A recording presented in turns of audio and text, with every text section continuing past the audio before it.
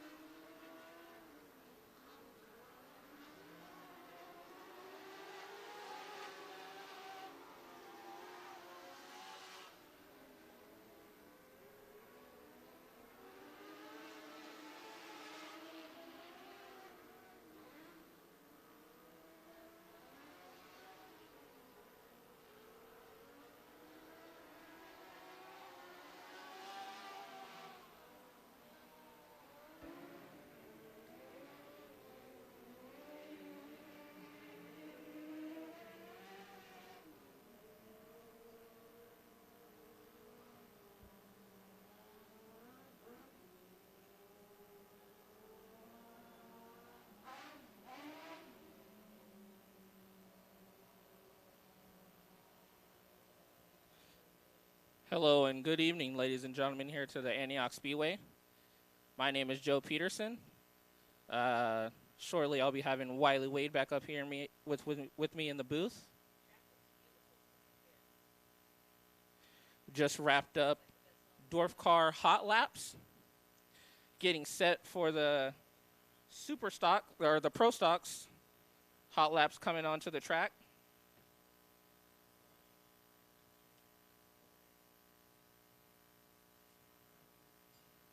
Rolling onto the track, the 250 of Ryan Smith.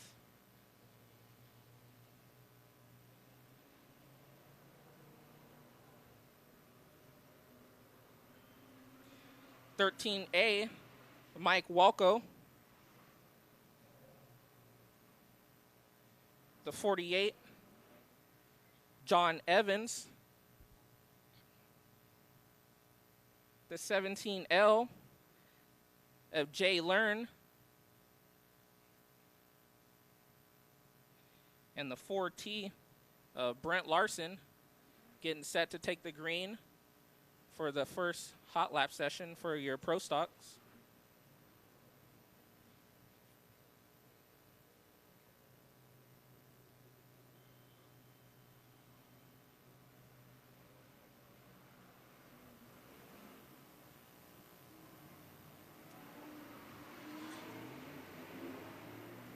As the green flag waves, green flag drops for the hot laps for their Pro Stock Series.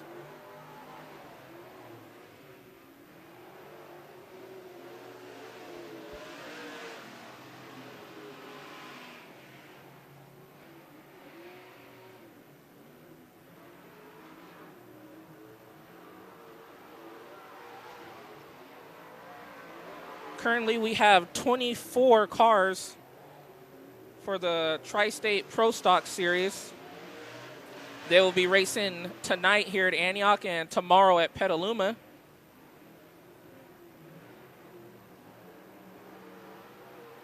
Checker flag drops for hot lap group number 1.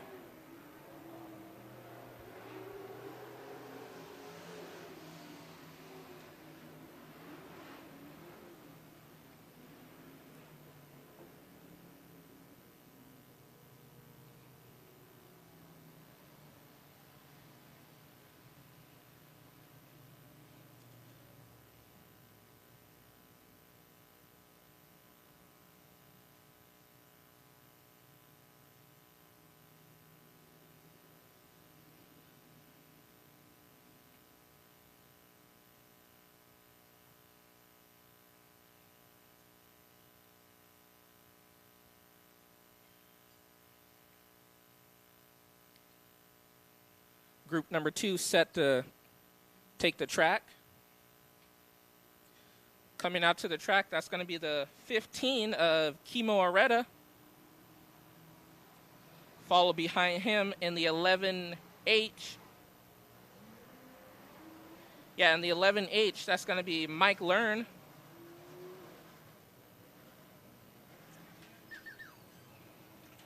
In the 20T, that's going to be Toby Randolph. In the 5, that's going to be Randy Miller. Last week's winner in the number 12, that's going to be Ryan Serezian. And then in the 55, you have Matt Kyle.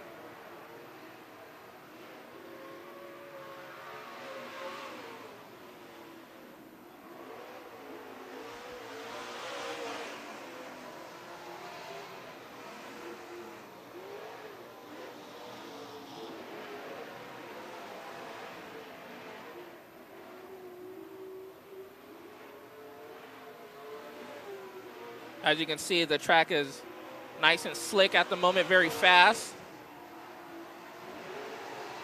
These cars have it all the way pinned down to the floor. Joe, I can tell you that's a little slick out there right now, but it should be because it's just got done with mud packing. Front-wheel drive car, of course, doesn't work quite as nice as these rear-wheel drive Super Stocks, Tri-State Pro Stocks. 2-day show. I don't know if you talked about that with these cars. This weekend, there'll be a Petaluma tomorrow. But here at Antioch tonight, getting ready to have some fun. As we said, we have 24 cars on the lineup. We don't have internet yet, right? So we're not actually on. Oh, we got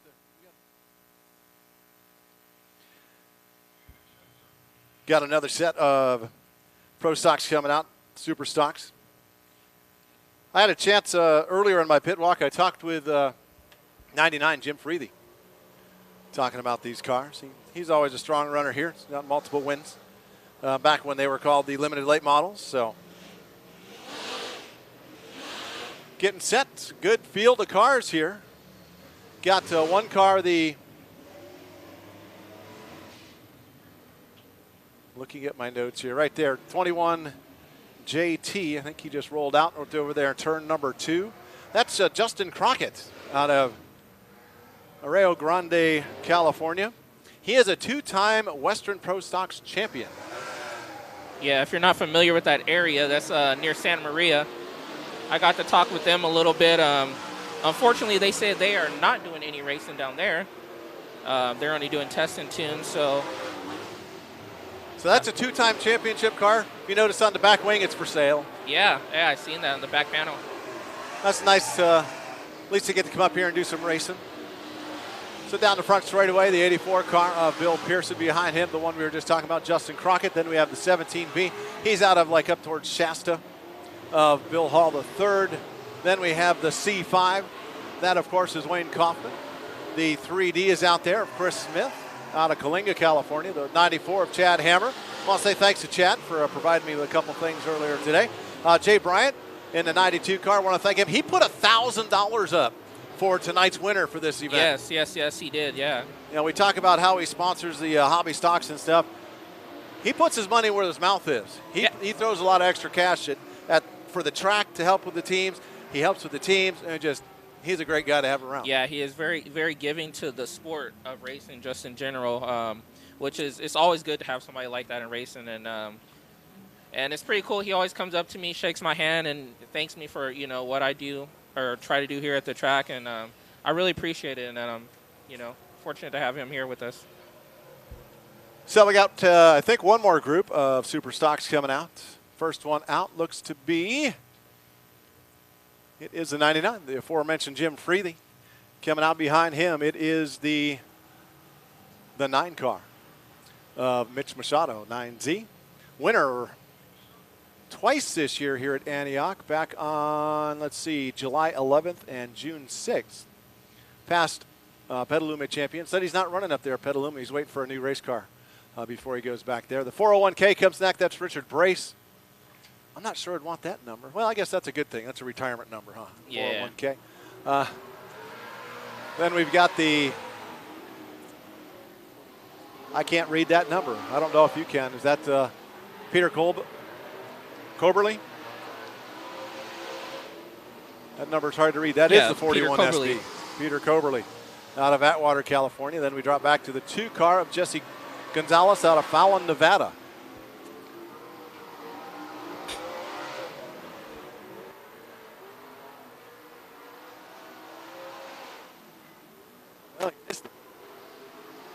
White flag is out for this hot lap session. No cars back in staging. That means all the sprint cars are lining up in the back, getting set for their hot laps. Have to push them off. Means I'm about to head back down and bolt into my car because we are the first heat race, the 4 bangers.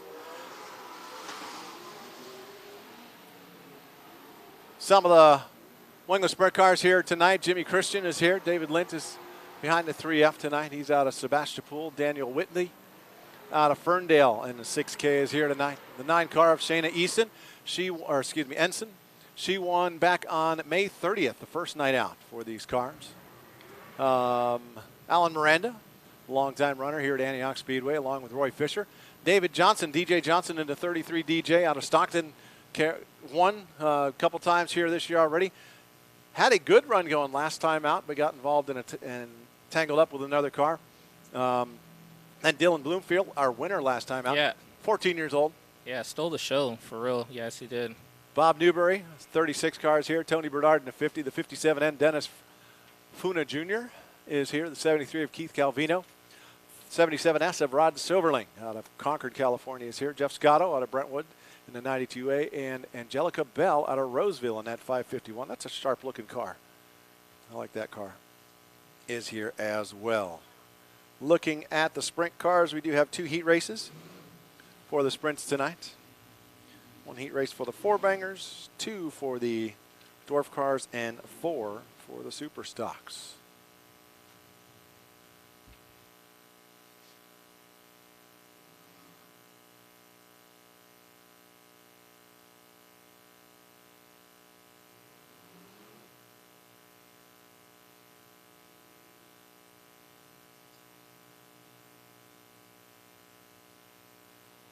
Thanks for tuning in to Antioch Speedway TV, where we're getting set. The only place to be for all the fun and exciting racing action here at Antioch Speedway. Can't wait to have you back. I'll tell you what, we miss having you here at the racetrack.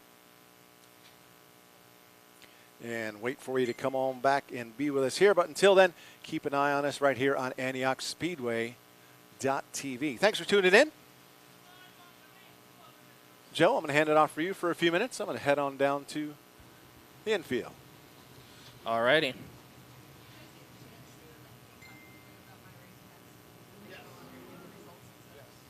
And yes, also for you fans at home, now Antioch Speedway is officially on My Race Pass. You can go on there and look at your favorite driver entries, results. Unfortunately, we still don't have live timing and scoring, but soon to be we will. But go on to your phone and download My Race Pass and just hit the search bar for Antioch Speedway, and you can find all the information.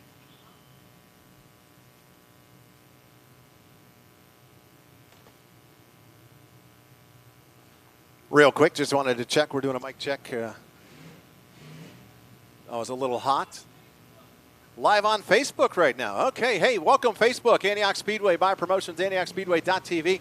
Live on Facebook. Just want to say welcome. We are getting ready to go racing here at Antioch Speedway. The place to be is Antioch Speedway TV. I'm Wiley Wade. This is Joe Peterson. Joe's going to take over for a little bit. I got to go hop in a race car and take a trip, and I'll be back after the 4-banger heat race coming up in just a little bit.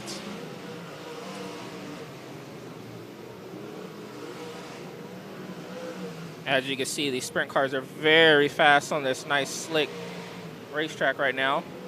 White flag drops for this hot lap session for them.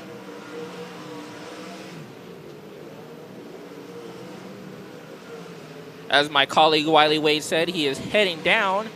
He will be in a 4-banger tonight, racing the 714, seeing how he can do tonight.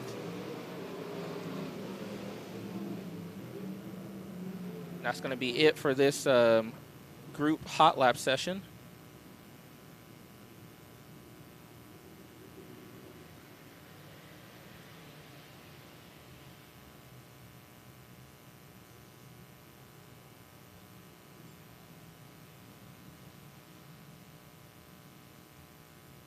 Once again, for all you Facebook fans that are watching, once Facebook is over, hop on to AntiochSpeedway.tv to watch all the action, and also on AntiochSpeedway.net.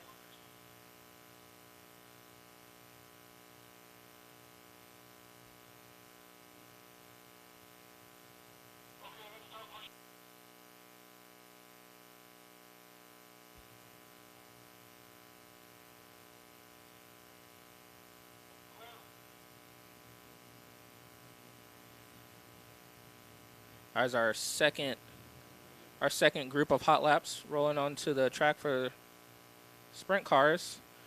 Just rolled onto the track is the 33 winner 2 weeks ago, Dylan Bloomfield.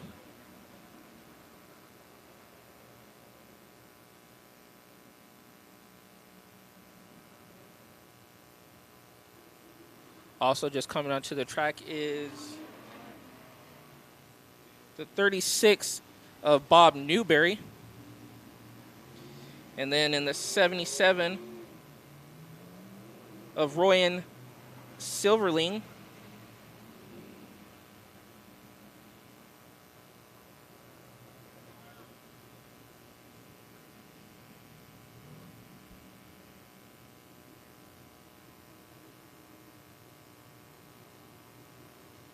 I'm sorry, Ryan Silverling.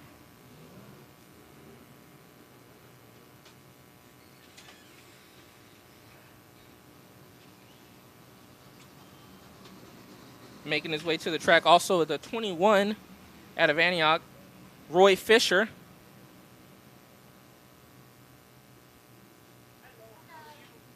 Also on the track is the number 3, the 3F of Dave Litton Jr.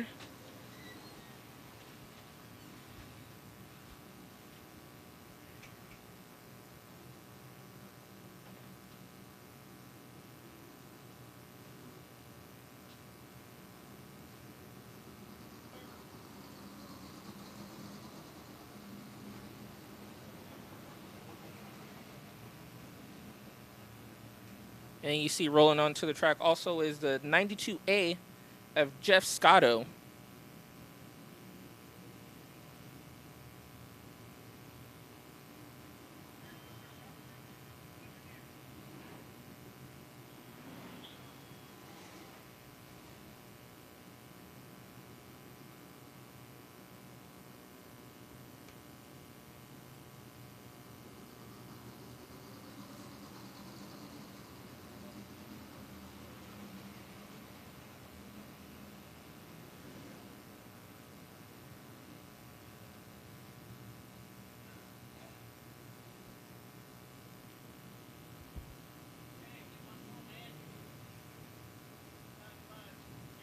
As they're trying to pack in the track right now, they're getting ready to get set to take the green flag.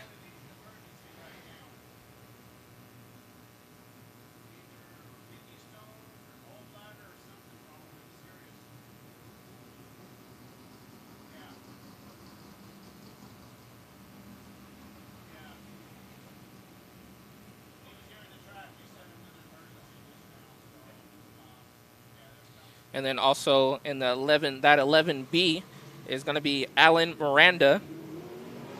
As the green flag drops for this hot lap session.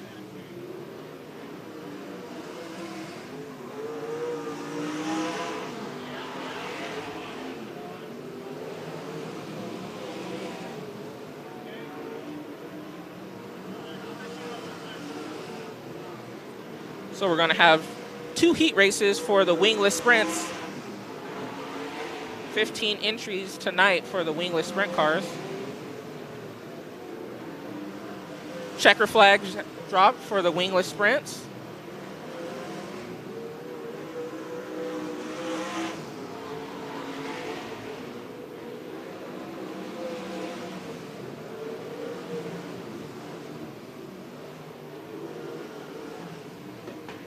And checker flag has waved, and that's going to do it for hot laps as we get set for the 4-banger heat races coming up next.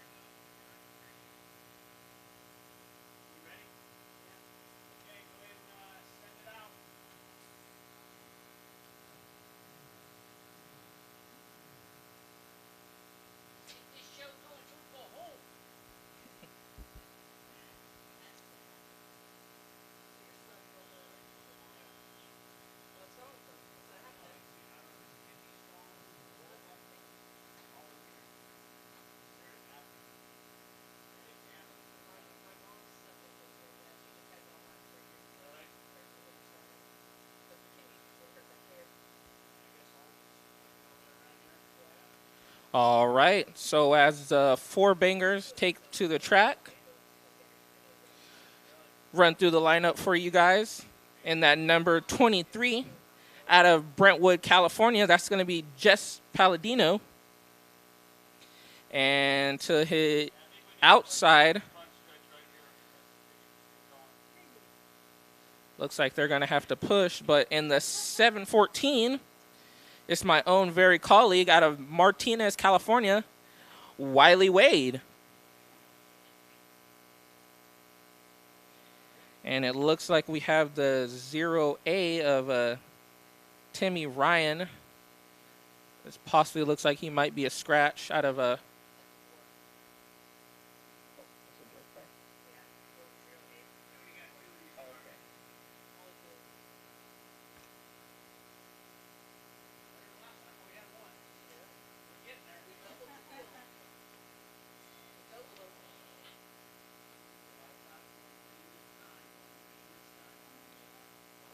Lights out. Looks like they're going to be going green next time by.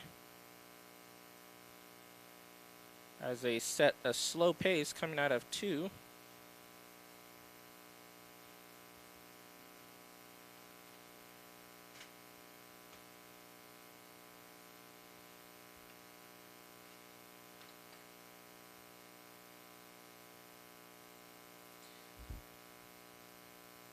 Slick slaps coming out of turn 4. And the green flag is going to drop for the four-banger heat race. It looks like Palladino's going to slide it on in there on Wiley. Going to kind of pull down the backstretch from Wiley. Let's see if Wiley has anything for him.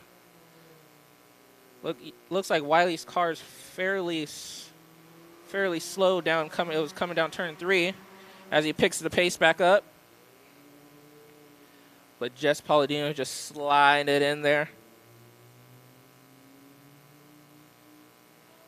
3 wins for Jess Palladino on the season. Let's see if he can make it 4 tonight. As Wiley's down there on the crumbs in turn 3. And Jess Palladino continues to pull on the 714 of Wiley Wade.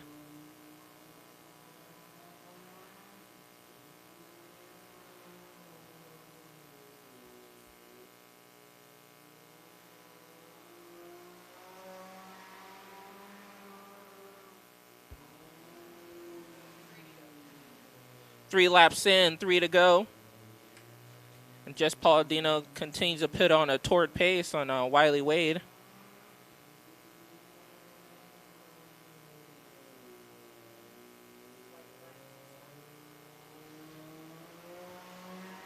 White flag next time by for Jess Palladino. Wiley Wade still trying to get comfortable behind the seat of that new four-banger.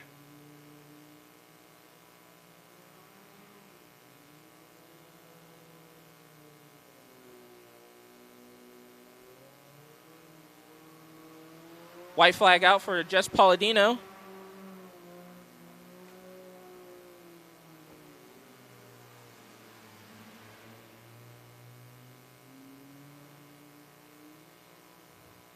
As he has a full straightaway advantage over Wiley Wade. Going in turn 3.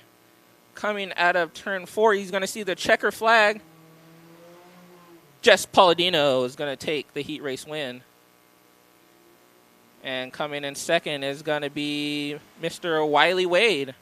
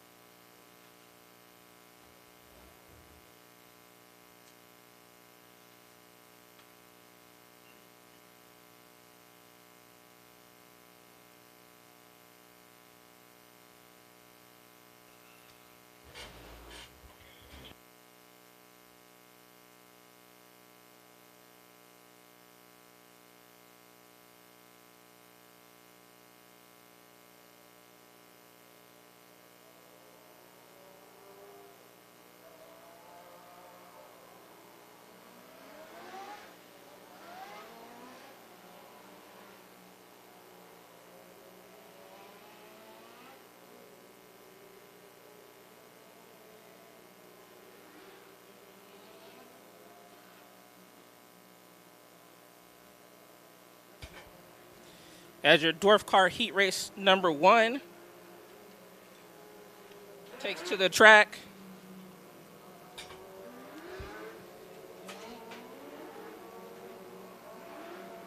And row number 1 in the 9D1 out of Santa Maria, California, you have Scotty Prest. And to the outside in the 43 out of Brentwood, California, you have Sean Catucci. In the 00, you have Mike Corsano. In the 812 Double D, you have Chance Russell as the green flag drops for the Dwarf cars. And it's going to be Catucci taking the lead.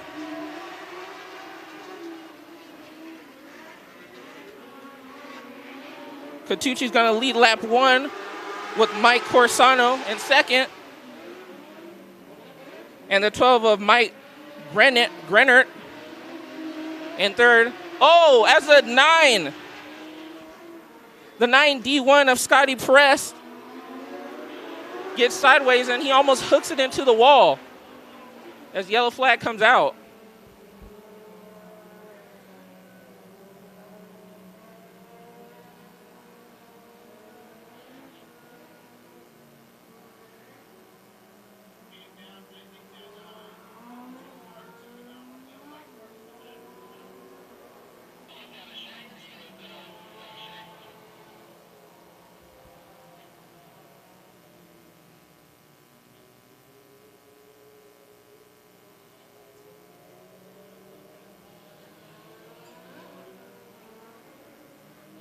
As we have 1 lap down, 7 to go. Running back through the lineup, starting in third, it was Mike Grennett out of Fairfield, California. And then in the 88D, you have Travis Day out of Concord, California. And rounding out the 4th row, you have the 88D of Devin Cameraman out of Dublin, California. Lights out and getting set to go green.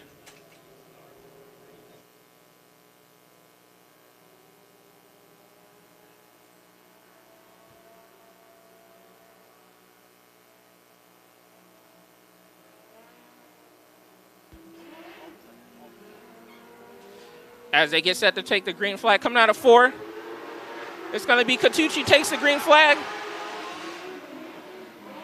Catucci winner last time out. Michael Gerner on that high side. That high side pays off for him. Catucci in second. Here comes Mike Cusaro on that 00.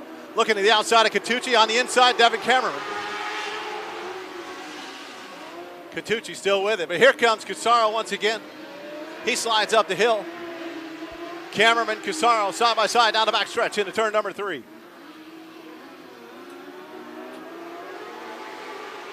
Cameraman moving his way up through the field. He is now in 3rd position, looking to make a pass on Catucci.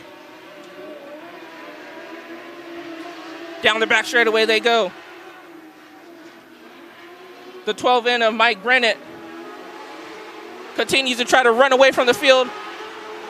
But Cameraman is making a move, it looks like possibly. No, he's going to be denied by Catucci. So he moves up to the high side. Cameraman trying to get around Catucci. They drag down the front straightaway. Cameraman's going to take that 2nd position away. Cameraman in the 18 up off turn number 2. He's got about 2 car lengths right now over Sean Catucci, the kid. Down into turn number 3. There's another couple back to Mike Cusaro, but meanwhile up right, Michael Gerner in the 12 car. Down the front straightaway into turn number 1 with the lead. 2 laps to go. 2 laps to go. Does he have anything for your leader? As your leader sees a white flag, Mike Grennert with Devin Cameraman and Mike Catucci running out your top 3. Spanky up on the point in that 12N. Coming around 3 and 4. Checkered flag in the air. Spanky up off turn number 4. Checkered flag. Spanky, Michael Gerner with the win. Devin Cameraman in the 2nd spot. 3rd is Sean Catucci. Mike Cusaro in the 4th spot. Spanky coming out, making a semi-occasional appearance here. Sean Catucci taking this third spot, but watch for him in the main events. Next race coming out, we got the heat race number 2, 8 laps, top 10, all of them transferred to the A main. Joe LeDuc in the 20N out of Tracy, California with Morgan Motorsports sponsorship on that car on the point. Outside the front row, the 2 Double D. That's David Michael Rosa, brand new dad out of Antioch, California with a Chrisley Concepts car. And in your second row in the 7XL, that's going to be Robert Morrow, Clayton Valley Auto Motorsports, Nick Foster Jr., Nick Hawk Security. And to his outside is going to be David Rosa and the number 68 out of Antioch, California. And in row number 3, the 15B, Joe Bohard out of Santa Maria, California, a 36 Double D, a brand new race car for him. He bought it. That was Travis Dutra's race car that he just bought a month ago and sold to Dennis Gilcrease. Dutra now off on a road trip right now, picking up another race car. Not sure if I'm supposed to say what it is, so I'm going to leave that alone. But he is off and picking up a new toy. Meanwhile, Dennis Gilcrease says, thank you very much. I'll take that nice brand new race car. Lights out, we're going green flag racing next time by. A beautiful night for racing here at Antioch Speedway. Racetrack still a little bit slick early in the night, as it typically is. 8 laps is your point. We got Joe LeDuc on the point in that 20N car. Outside is David Michael Rosa. In that purple car, got a new motor in that car. Back out here with that.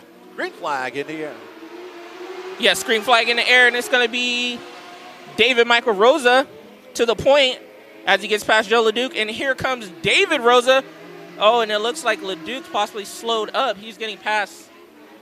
Also, he's going to drop down to 4th position. Going slow on that low side, didn't he? But your leader around lap 1 is going to be David Michael Rosa, with David Rosa sitting in the 2nd position. Dynamite Dave in the 68 Double D in that 2nd spot. 3rd is now the 15B of Joey Bohart. Then we got the 36 Double D. That's Dennis Gilcrease. In the 20 car, that's LeDuc. Back there in the 4th spot. 5th is the 0A. That's Timmy Ryan. As they head down the back straightaway, David Michael Rosa is trying to do the runaway disappearing act away from the field. Got a new motor in that car, and that thing is running strong. Yes, he is. And he is just setting a blistering pace right now. Those new motors help, that's for sure. At the line, 4 down, 4 to go. We're halfway done in this heat race. Yeah, and it seems like your pole sitter, Joe LeDuc, is just, I don't know if something's wrong with the motor, but he's falling all the way back to the 5th position. Coming up off turn number 4, our leader, David Michael Rosa. Then we got Dynamite Dave Rosa in the 2nd spot. A full straightaway back to our 3rd place of Dennis Gilcrease now. And 4th is a 15B of Joey Bohart. 5th is our pole sitter, as you were just talking about. That car just not working up the song of Joe LeDuc. 2 to go this time. Yes, 2 to go, and David Michael Rosa has already passed Timmy Ryan, a lap car. Like I said, he's setting a blistering pace on this field as he's going to see the white flag come out.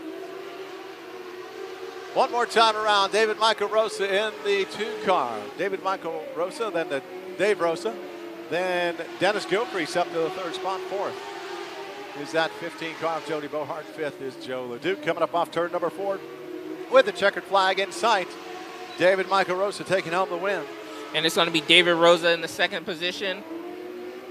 Dynamite Dave gets 2nd. Here comes Dennis Gilcrease. First time out in that race car, gets a 3rd spot. Good job there.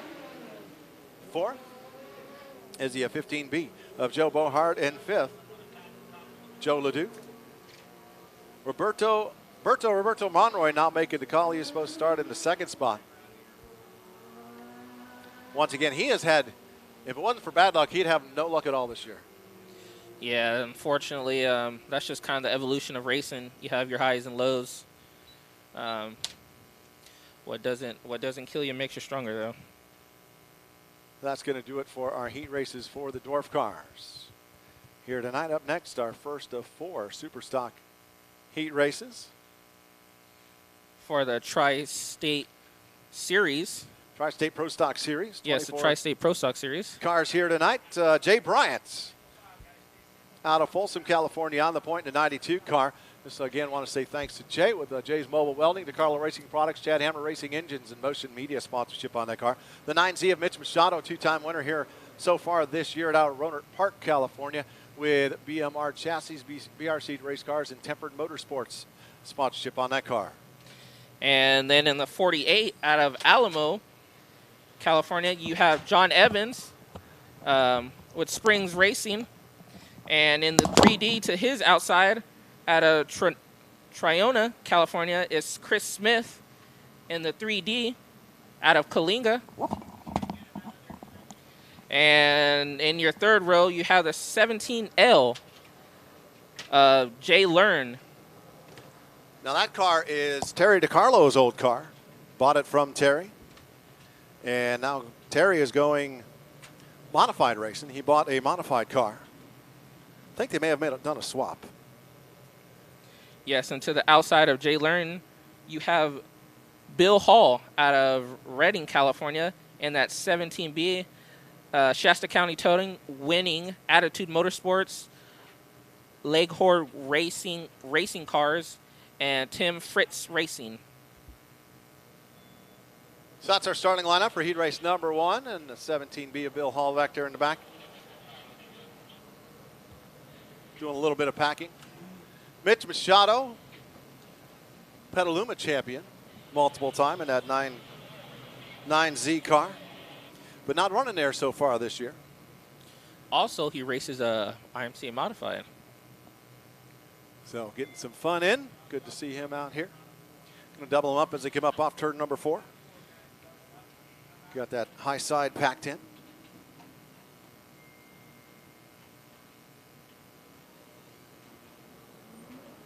Give him the 1 to go signal at the line. So again, this is a special 2-day show for the Super Stocks Tri-State Pro Stocks. It is a Tri-State Pro Stock event. They'll be in Petaluma tomorrow. If you're over in that direction, want to go or watch on streamed wherever it's at. I think they're in the same boat we are. No fans allowed. But coming around the green flag this time. Green flag drops for a heat race run for the Tri-State Pro Stock Series, and it's going to be Mitch Machado out to the point with Jay Bryant doing battle with the 3D. Chris Smith gets around Jay Bryant going down the backstretch. Machado saying, thanks, guys, I'm out of here. Check it out once again. He's got this racetrack figured out in that car. Yeah, for surely he does. He's, like I said, he's waiting for a new race car. He said this car is too old to run over to Petaluma, so he will not be at tomorrow's event. He's just going to come out and play tonight here. At the line, 2 down, 6 to go in this 8-lap heat race. Battle down the front straightaway with Jay Bryant on the high side. Down on the low sides, the 17B of Bill Hall. That's a battle for third. Coming up off turn number 2. Hall gets a little bit loose, loses about a half a car length. Into turn number 3 they go. Coming up off turn number 4, Bill Hall looking underneath Jay Bryant, but again, that car just seems to be getting a little bit loose on the exit of the turn. Yeah, and it looks like the 3D of Chris Smith was gaining some momentum on Mitch Machado, but he loses it in turn 2, sliding up the racetrack. Let's see if he can gain on him once again. But Mitch Machado has just clean air out front. That last time down into turn number 3 after he had a problem in 2, Chris Smith got a 4-wheel drift there in the middle of 3 and 4 and then had no grip at all. Just like that, just did it again. Yeah, these cars are trying to really get it in sideways into the corners. But like you said, the track is still nice and slick as of right now and very, very fast. That battle for third continues. Bill Hall looks in the inside of Jay Bryant once again. Falls back in line. He gets a good run down the straightaway, gets a look down into the turn, but has to fall back in line in the middle of the turn. Yeah, and unfortunately, they're both kind of running a little bit the same similar line. Coming around to the white flag this time by for Mitch Machado. And smoke now coming out of the 17L at the back of the pack. Yeah, that's Jay Learn. White flag out for Mitch Machado. Keep it off the walls, keep it out of the infield. Mitch Machado take home another win here tonight. Heat race number 1. As he throws it into 3. he comes out of 4, he's going to see the checker flag. Mitch Machado is going to take heat race number 1. Chris Smith with the second spot. Here's that battle for third. Coming up off turn number 2. Jay Bryant's going to get it with Bill Hall in the 4th spot. 5th is going to be John Evans in that 48 car. And 6th will be Jay Learn in the 17L. The last lap, 17:30 on the stopwatch, 78.035 miles an hour. The cars are definitely hauling the mail. Heat race number 2 coming out. Mike Wilco out of Knighton, California on the point with Wayne Kaufman to his outside out of Lake Isabella, California. And in the second row, you have the 84 of Bill Pearson all the way out of Reno, Nevada. And to his outside, you have the 250 of Ryan Smith out of Coalinga, California. And in our third and final row, Mike Learn out of Petaluma, California, and at 11H, and Toby Randolph out of Nipomo, California, in the 20T at the back of the pack. Heat race number 2 out of 4 for the Super Stocks, Tri-State Pro Stocks. Nice to have them. I was hearing him talk at the drivers' meeting about already planning next year's schedule. How many times that these fine cars are going to be coming to Antioch Speedway. We'll be back for a handful of races next year for the combo Super Stock Tri-State Pro Stock events, which is exciting to hear. Coming up off turn number 4, we will have a B-main for these cars as well.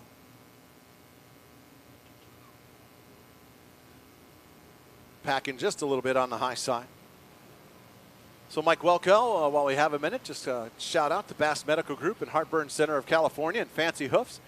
Stan's Transportation and Differential out of Byron and A&A Auto Parts. Antioch Muffler. Pro Motorsports, all-spec sheet metal and Ferrari racing engines on that 13A of Mike Welko. Wayne Kaufman would like to say thanks to all the folks that help him. He's out of Weldon, California. Bill Pearson in the 84. No sponsors on that one. But the 250 of Ryan Smith. Skinny's out of Automotive, King Concrete, West Side Supplies, A1 Spring and Supplies, Cam, Mick Hall, Machine Shop, Twisted Motorsports, and my parents. Mike Learn, real quick, add Light Crane, Williams Automotive, and Johnny Franklin's, and his outside Toby Randolph. We want to say thanks to Randolph Diesel. With that, coming around to the green flag this time by heat race number 2 for the Super Stocks, Tri-State Pro Stocks. As they take the green flag, Mike Wilco is going to get the jump on Wayne Kaufman. Oh, but Wayne Kaufman is going to get back to him. They drag down the back straightaway. And it looks like Kaufman gets loose, goes up over the tire on the inside. Wilco is going to lead lap number 1. Down to turn number 1 and 2. They get together a little they bit. get together. Kaufman gives a little bit of chrome horn to the back of Welko. Welko stays out in front, gets down to turn number 3. A better turn that time for the C5 as he gets through Wayne Kaufman there in 3 after last time going up over the tire. That third spot, we got Bill Pearson in the 84 car, Mike Learn in the 4th. We got the 250. Ryan Smith, winner earlier this year here, having trouble. He's at the back of the pack. Damage on the left rear of that car. Yeah, but still it looks like Mike Wilco has the lead. He's going to try to run away from these guys. And it's a three-man battle for the second position between Kaufman, Pearson, and the 11H of Mike Learn. Pearson now up to the second spot. Drop Kaufman back to 3rd. Here comes Learn. He's looking underneath Kaufman coming up off turn number 2. Down the back straightaway. Mike Learn on the inside. Wayne Kaufman on the high side. Kaufman closes the door. Learn spins out. I think that's going to bring out a caution. And you see the 250 of Ryan Smith pulls into the infield. Some troubles with that car. Yellow flag out. Yeah, he was having trouble. He's got that damage on the left rear. He won the big race back on June 20th, did Ryan Smith. First career win, as I recall. Hopefully going to be able to get that thing fixed and make it back out for the main event. 11H, that's going to be done for Mike Learn. Spun all by himself, kind of trying to avoid hitting the car in front of him. Kaufman going on in turn number 3. Thanks again for tuning in, ladies and gentlemen, to Antioch Speedway TV. Don't forget my Race Pass. You can get the app, get all the greatest information, and not live timing and scoring yet. That is down the road. It will be coming when we get our transponder loop and system up and running. But right now, you can get some good stuff on there, lineups and whatnot. So coming up, we got 2 more heat races for the Super Stocks, Tri-State Pro Stocks, and then 2 heat races for the wingless sprint cars yet to come. B-main for these Tri-State Pro Stocks. As they get set to take the green, coming out of 4. Texas-style restart. Wilco on the line by himself up front. He gets down. Well, I thought he was going to lose it. Nice catch on that. Pearson wants to do battle down the back straightaway. Side by side into 3. In the inside, in the crumbles. They drag down the front straightaway. It's going to be Pearson. It's going to have the lead across the line. Mike Wilco, he slides up the track. But he says it's not over yet. Mike Wilco takes the lead down the back straightaway. Side by side off turn number 4. They touch. At the line, Pearson with the win. Wilco second. A white flag's out. Oh, I'm sorry, white flag. As they still do battle, and it's going to be Bill Pearson. Let's see who's going to have the lead coming to the checker flag. Pearson's got a heck of a push there. Opens up the door on the low side. Wilco takes it. Wilco across the line. Whoa, what a race. That was an excellent race.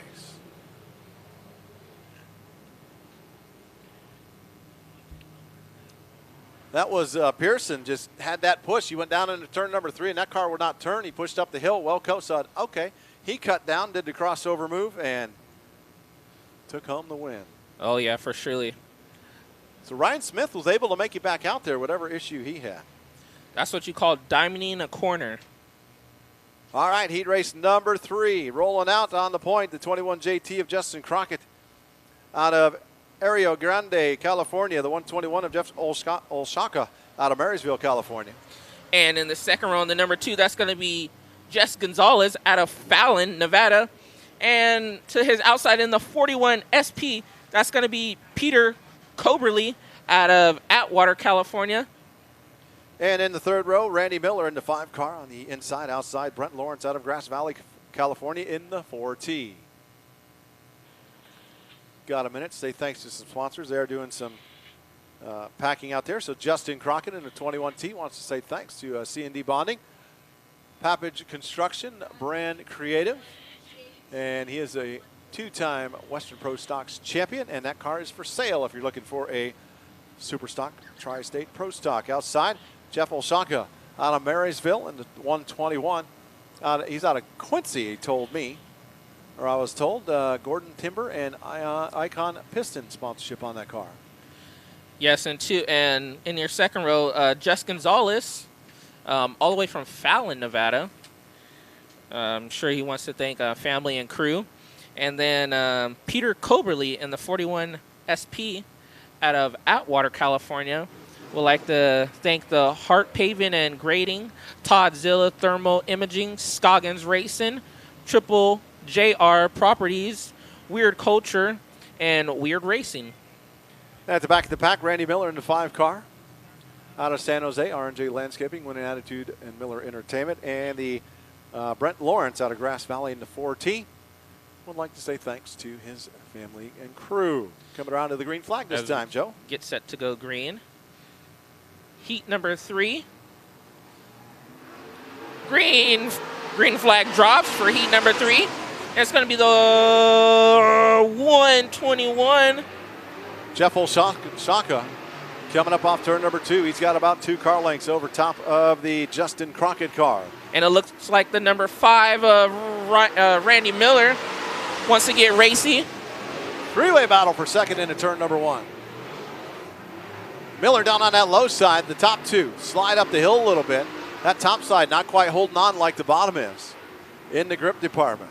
Still holding on to the lead is going to be Jeff Olshaka with Randy Miller, Justin Crockett, rounding out your top 3. Randy Miller's getting racy. He sees an opportunity down the back straightaway. He's going to throw it in. That once again, that low side pays off. Put Randy Miller up there. And he makes a pass. Randy Miller's going to lead the lap. Jesse Gonzalez got around the 21 car last time through the turn 2 as the 21 car pushed up the hill, much like the 121 just did. Yeah, he's pushed up twice in the same position. Oh, and it looks like the 21 JT of Justin Crockett almost gets a little squirrely. He's going to allow the 4T of Brent Larson to get by. That 21T is just not, or JT is just not set up right now for these track conditions. That car is not handling well. Coming up off turn number 4. 3 laps remain. It is the 5 car of Randy Miller out of San Jose in the lead. Second, Fallon, Nevada's Jesse Gonzalez. Third is the 121 of Jeff Olshaka out of Quincy, California. Fourth, the 4T of Brent Lawrence. Then fifth is the 21 JT of Justin Crockett out of 2 laps to go. 2 laps to go for Randy Miller. Miller's car seems to be handled well. It looks like he's got a little bit less air pressure in the back. His rear tire seems to be squatting just a little bit more than the other cars. Oh, yeah. As he's going to see the white flag. One more time around this 3/8 mile high bank oval here at Antioch Speedway. Thanks for tuning in to Antioch Speedway TV. White flag in the air down to turn number 3. It is Randy Miller down on the midway point, about 2 car widths up from the bottom. Comes up off turn number 4. Checkered flag in the air. Randy Miller with the win. With Jess Gonzalez in second place. And it's going to be the 121 of Jess Ostrowski with the 4T of Brent Larson. 21 JT of Justin Crockett and the 41 SP Peter Coberly. We didn't talk about Peter much back there. Randy Miller, winner of heat race number 3.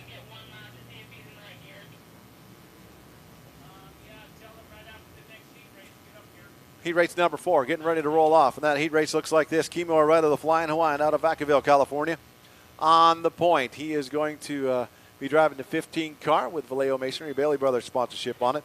Jim Freedy in the 99 car is second outside the front row out of Danville. Those two have a lot of history together, sometimes not always friendly. Cresco, Mark Scott Construction, Freedy Excavating, and Ryland Racing sponsorship on that car. Oh, yes. And in the second row, and the 401K, yes, that is 401K. That's going to be Richard Brace Jr. out of Grass Valley, California. And in the number 12, that's going to be Ryan Serezian out of Kingston. Yes, Kingston, California. In the third row, Chad Hammer out of Antioch, California. He's got driving the Jay's Mobile Welding, BRG Racing, and Dyno. Chad Hammer Racing Engines, DeCarlo Racing Products, Hot Shots Motorsports Photography, Delta Transmission, Brentwood Embroidery, and his awesome wife and family sponsorship on that 94 car. Out the back door out of San Jose, California, it's a 55 car of Matt Kyle. I have him down as out of Sebastopol, out of Spriggs Racing sponsorship on that 55 car. Serezian, winner last time out in that 12. No. I'm sorry, it was Mike Learn. No, Serezian won. Was Serezian. Got his first career win. Yeah, he did. I talked to him in the pits, and we had talked about that. Back on the 15th. There we go. Serezian in a Chevy El Camino, as he calls it. And in the 401K, he would like to thank his sponsors, Brace Mufflers and Welding, Spetco Lubricants, and Performance Auto Supplies. Wonder if he's a financial planner. I wonder. Well, that number, 401K, he's trying to advertise something. I know also he does. I talked to him, they do. He races 410 sprint cars. Oh, okay. Coming to the green flag for heat number 4. It's going to be Kimo Areta out to the point with Jim Freely. Jim Freely on the 99 underneath the Areta, coming down the back straightaway into turn number 3. Areta with a slight advantage. Freely, though, fights back on the inside. Areta has a much better run on that high side. The high side paying off for Areta on that time. Oh, yes. As you can see, the high side starting to push out a little bit as these drivers run that cushion. And sitting there in third is a 401K, Richard Brace Jr. See if he can put a move on Freely. As Freely gets a little squirrely down the front straightaway, he throws in a slider on him. And they're going to drag. It looks like Freely's going to have the point. Drag down the back straightaway. They go into turn 3. Oh, Freely gives them the little bump up the track. 3 down, 5 to go. You got Kimo Areta on the point. Jim Freely second. That is the 401K of Richard Brace in the third spot. Ryan Serezian fourth. Fifth is the Kyle car, Matt Kyle. And sixth is our good buddy, Chad Hammer. Battle for second down the front straightaway into turn number 1. Down on the low side, Richard Brace. On the high side, Jim Freely. Up off turn number 2. They touch coming up off turn number 2. Bang into each other. They're still side by side into turn number 3. Freely loses just a little bit of ground coming up off turn number 4. Give it that second spot to the Richard Brace car. And it looks like Serezian wants to get in on this battle as he's going to throw it in on Freely for the third position. 2 laps remain coming up off turn number 4. That battle for third. Jim Freely has it. Ryan Serezian wants it. And look at that. Matt Kyle sneaking into the picture. He says, I'm not going to let you guys get away with this. I want part of this action as well. Oh, yeah. And as we see the white flag for Kimo Areta, who was just setting a blistering place on the field. Richard Brace Jr. in second. And Serezian is going to get by Freely. Oh, and Freely. Oh, he loses it, and he brings. Freely spins at turn number 1, collects Matt Kyle. And Chad Hammer also. Hammer has to stop, spin himself out to keep from hitting him. But nevertheless, that's going to bring out a checkered yellow, and it's going to be Kimo Areta who's going to take the heat race win for heat race number 4. I'll give you the top 3. Kimo Areta, Richard Brace, and Ryan Serezian. After that, I'm not sure if Freely's going to get the spot or not, as he's the one who spun. I'm not sure how they're going to rule that. But the top 3, the Flying Hawaiian, Kimo Areta with the win. Richard Brace Jr. second, and third, Ryan Serezian. Jim Freely may have finished 4th. I'm not sure, that depending on the ruling. That's going to do it for heat races for our Super Stocks, Tri-State Pro Stocks. Coming up is our 2 heat races for our wingless sprints.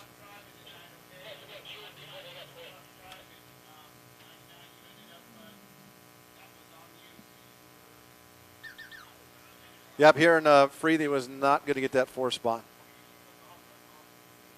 Heat race number 1, 8 laps. Keith Calvino out of Gilroy, California in the 73 car on the point. Driving the J&L Racing Hague Precision Machining Gilroy Tire and Brake sponsorship car. The 3F of David Lint Jr. out of Sebastopol. In the 3F in outside row number 1. And in the second row, the 33 DJ out of Stockton, California. That's going to be DJ Johnson and the Hallstein Real Estate team. Keller Williams Real Estate. Bill's Tri-Service off Pacheco. And then to his outside is going to be the 92A of Jeff Scotto out of Brentwood, California. And the Power Source Electrical Contractors, All Pro Glass, Patent Music Box, Downtown Antioch, Deer Valley Chiropractic, Jeff Scotto. Outside or inside row number 3, it is Ryan Silverling out of Concord, California, and the Ollie Shari DDS, the car doctor and Underground Barbecue sponsorship. Outside of him will be Angelica Bell in the 551 out of Rio Linda, California, with the sponsorship by Dear Old Dad. And in your 4th row in the 6K, that's going to be Daniel Whitley out of Frendale, California in the Simpsons Motorsports, Apache Pools, Barnett Logging, and Whitley Ranches. And to his outside, 2 weeks winner, Dylan Bloomfield out of Discovery Bay in the Air One Heating, Air Conditioning, Napa Auto Parts, Brentwood Casey's Auto Body, Delta Concreting, Unique Pest Control, K1 Racing, Extreme Motorsports, CTA Pro 33 Motorsports, and East Bay Meal Prep. Dylan Bloomfield in the number 33. 14-year-old take home his first win last time out. That was 2 weeks ago here at Antioch Speedway. He has not finished.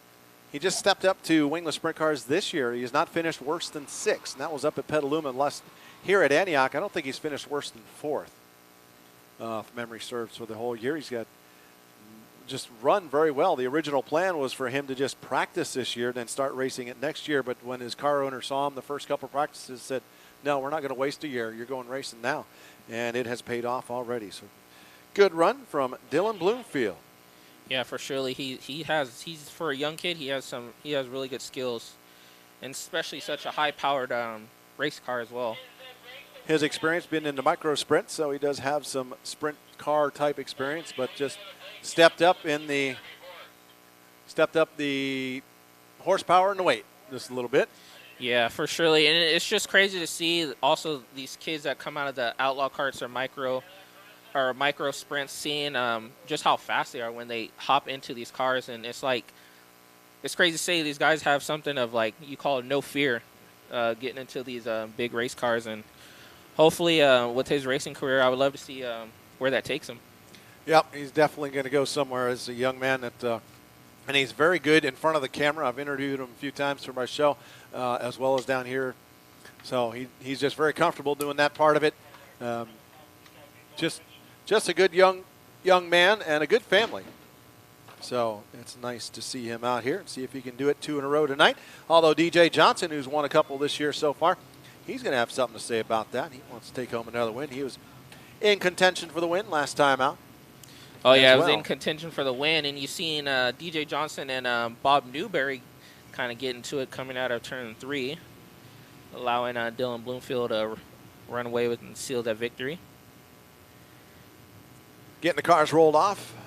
Unlike years past when they had starters, they no longer have starters. We do have to push start these sprint cars. The winged cars never have starters, but the wingless out here used to have starters until this year. Yeah, I tell you, I like the color and the look on that 6K of Daniel Whitley. That's a really nice looking car. He had a good run last time out, as I recall, as well. Yeah.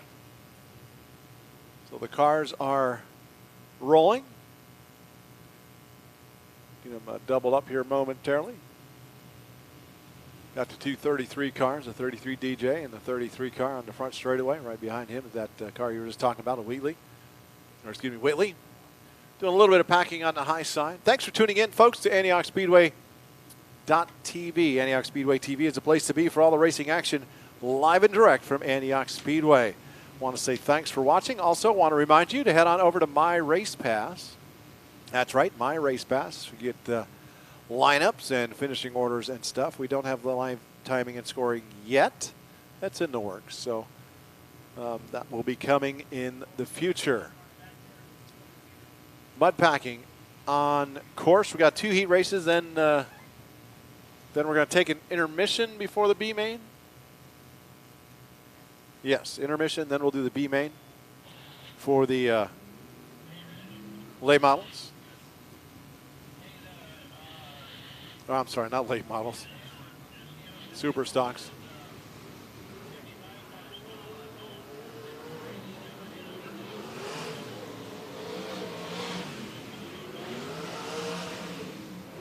All right, getting the cars doubled up. We're getting ready to go. Green flag.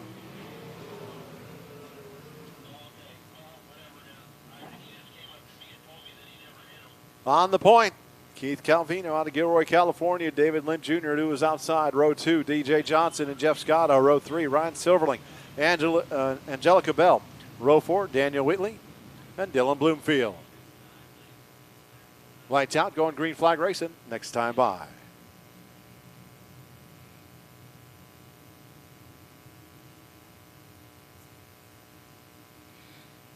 As they set the pace down the back straightaway, Keith Calvino, David Lynn Jr. Green flag drops. And it's going to be Lyndon Jr. Look at that, DJ Johnson already making a move for second place down into turn number 3. And it looks like he's going to take it. He's going to have second place, and he's going to try to run down your leader. Just to give you an idea of speed, 13.94 seconds. That lap, 96.844 miles an hour. This is a fast racetrack here tonight. Oh, yeah, it's fast. It's fast and it's slick. We got our leader, David Lynn Jr. in the 3F coming up off turn number 2 down the back straightaway. DJ Johnson in the 3rd spot, 4th. It's Calvino in the 73 car, 5th. It's going to be Dylan Bloomfield. Dylan Bloomfield's already making moves up to the 5th position. No, he's in.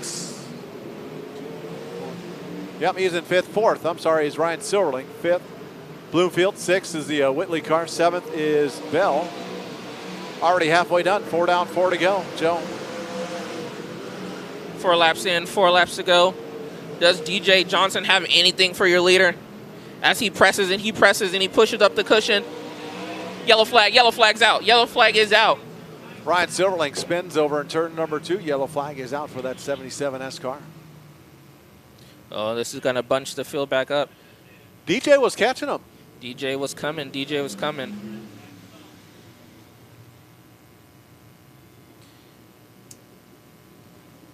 Starting in your 8th position, already up to the 5th position is the 33 of Dylan Bloomfield. So that man's making moves onto the track as well.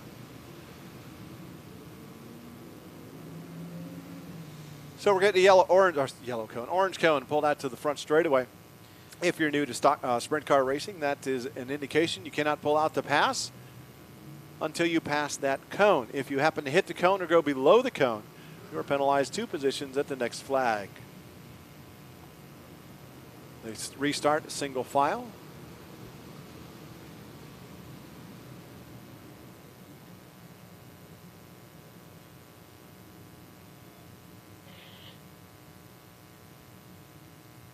Lineup is set, so David Lynn Jr. on the point.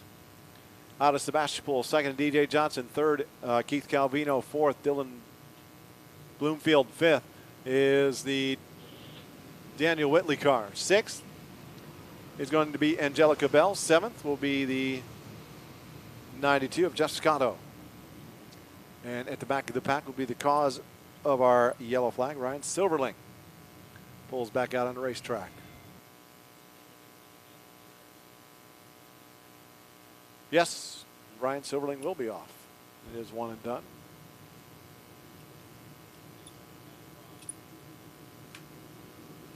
So he will get the black flag. 1 and done for the heat races. 2 and done for the main event. All right, and it looks like we're going to get set to go. As Lyndon Jr. sets the pace down the back straightaway. Let's see what DJ Johnson has in store for him as they get set. He gets on the loud hammer. Oh, and it's... DJ not letting him go. Looks underneath, coming up off turn number 2. He's going to stalk him down the back straightaway. They both go in the same line. But still, it's going to be Dave Lyndon Jr. holding on to that lead. That lap over 97 miles an hour.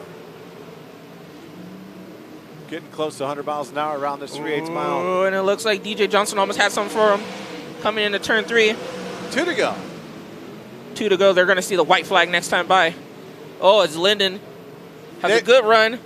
Oh, but DJ Johnson, he's going to throw it in there. White flag comes out. Who's going to come out on top? 99.411 miles an hour. 30. Oh, they both hop. They skip. 8 seconds that time. DJ Johnson gets a run on down the back straightaway. One more time through 3. Can he get up through 4? He Johnson shows him the slides wheel. Up in front of him. They DJ touch. Johnson takes the heat race win. With Dave Lyndon Jr. second. Keith Calvino in the 3rd spot. 4th looks like it's going to be Whitley. 5th will be young Dylan Bluefield. Heck of a move by DJ Johnson coming through into turn number 3, dove in there, and then did a slide job on him going up off turn number 4. They touched wheels just a little bit. David Lynch Jr. had to get out of the gas, and that allowed uncontested win for DJ Johnson down that straightaway. Oh, yeah. Heat race number 2 getting ready to roll off, to push off out of Vacaville. It is Alan Miranda, the 11B, 11 Bravo Motorsports Tow Performance. Atomic Designs All-American Powder Coating sponsorship on that car. Outside the front row is the 57N of Dennis Funa Jr. And in your second row, in the 21 out of Antioch, California, that's going to be Roy Fisher.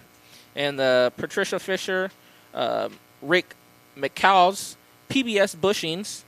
To his outside is going to be the 9 of Shayna Ensign out of Antioch, California. Out of San Carlos, California. In the Golding Touch Handyman Services, Dodd Priority, CD Flooring, and Pit Stop USA. Shayna Ensign won her first race of the year here. She normally runs out on the peninsula, but comes out here when she gets a chance. Nice to have her back. In row number 3 on the inside out of Brentwood, California, our very own Bob Newberry in the 36 car with Air One Heating and Air Conditioning, Oakley Collision Center. Wayne Swisher Cement, Delta RC Raceway Hobbies, Scott Martin Racing, Rick's Specialty Powder Coating in Line X Customers. Outside the third row, it is Tony Bernard in the 50 car. T&K Mobile sponsorship out of that. Tony is out of Santa Rosa, California.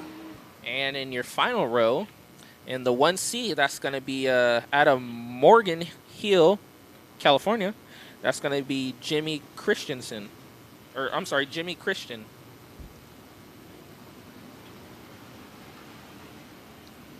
As the sprint cars are still trying to pack in that high lane. As we're already starting to see multiple grooves with, as you seen on our last heat race with Bob Newberry. I'm sorry, not Bob Newberry, but DJ Johnson making that last lap, or I should say last corner pass. Getting set, crossing him up at the starter stand right now. Don't forget, next Saturday, can't believe it's Labor Day weekend next weekend. We have the Big Kahuna George Stites Freedom Series race number 2 in store for you. Third of 3 races. Can't wait for that. That's going to be a lot of fun next Saturday night. Don't want to miss it. That is going to be, of course, the IMCA Modifieds, IMCA Sport Modifieds will be here, along with the Hobby Stocks, Jay's Mobile Welding Hobby Stocks for the Big Kahuna George Stites Freedom Series race number 3. Thanks to thanks to Stites Towing and the Stites family. Lights out, going green flag racing. Alan Miranda on the point with that 11B car. Outside of him will be Dennis Farina Jr. Bringing around that go zone down at turn number 4. You see the orange cone, the orange tire down on the inside.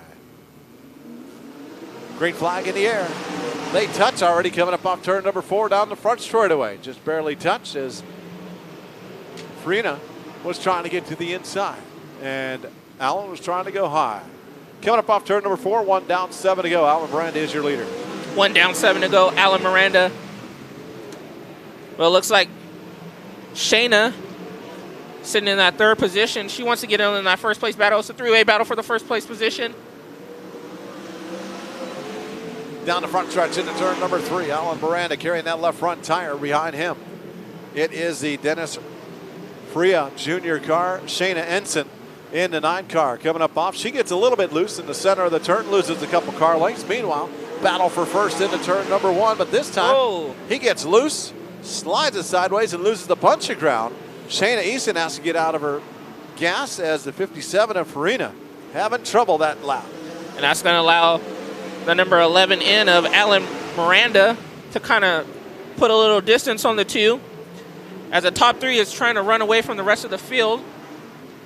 Full field rundown real quick. Alan Miranda, 11B, is on the point. Then we have the 57 Evan Dennis Farina Jr., Shayna Easton in the 9 car, then the 21 car, that's Roy Fisher, the 36 of Bob Newberry. Then we have the 1C of Jimmy Christian, and at the back of the pack, it is the 50 of Tony Bernard.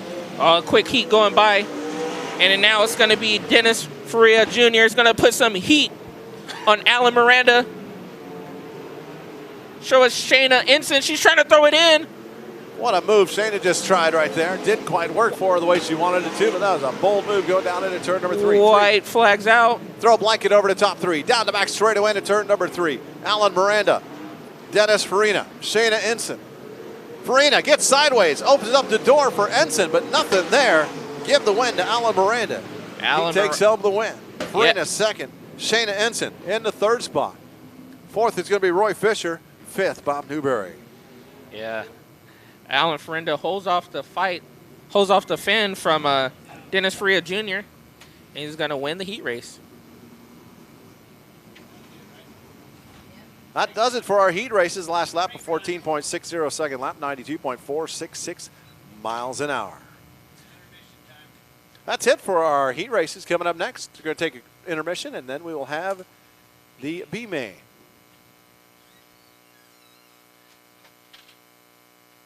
Great racing action. Thanks for tuning in to Antioch Speedway TV. Appreciate your time and your effort and your money for coming out and watching here at Antioch Speedway. Can't wait to have you back in the stands. With that, as has become a tradition, here is the audio for this past weekend's Wiley's Race Report.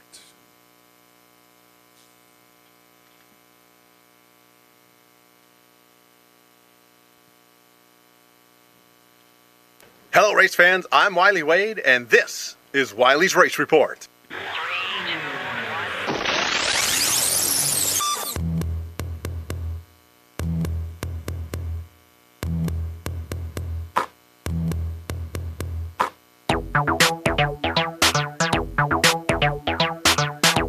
Hello, race fans. I'm Wiley Wade, and this is Wiley's Race Report for August 22nd, 2020.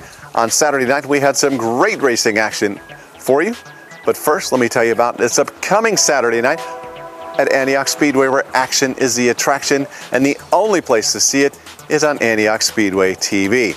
This Saturday night, we have the Delta Dwarf cars in town. We have the wingless sprint cars. We're going to see if Dylan Bloomfield, that 14-year-old young man, can win 2 in a row.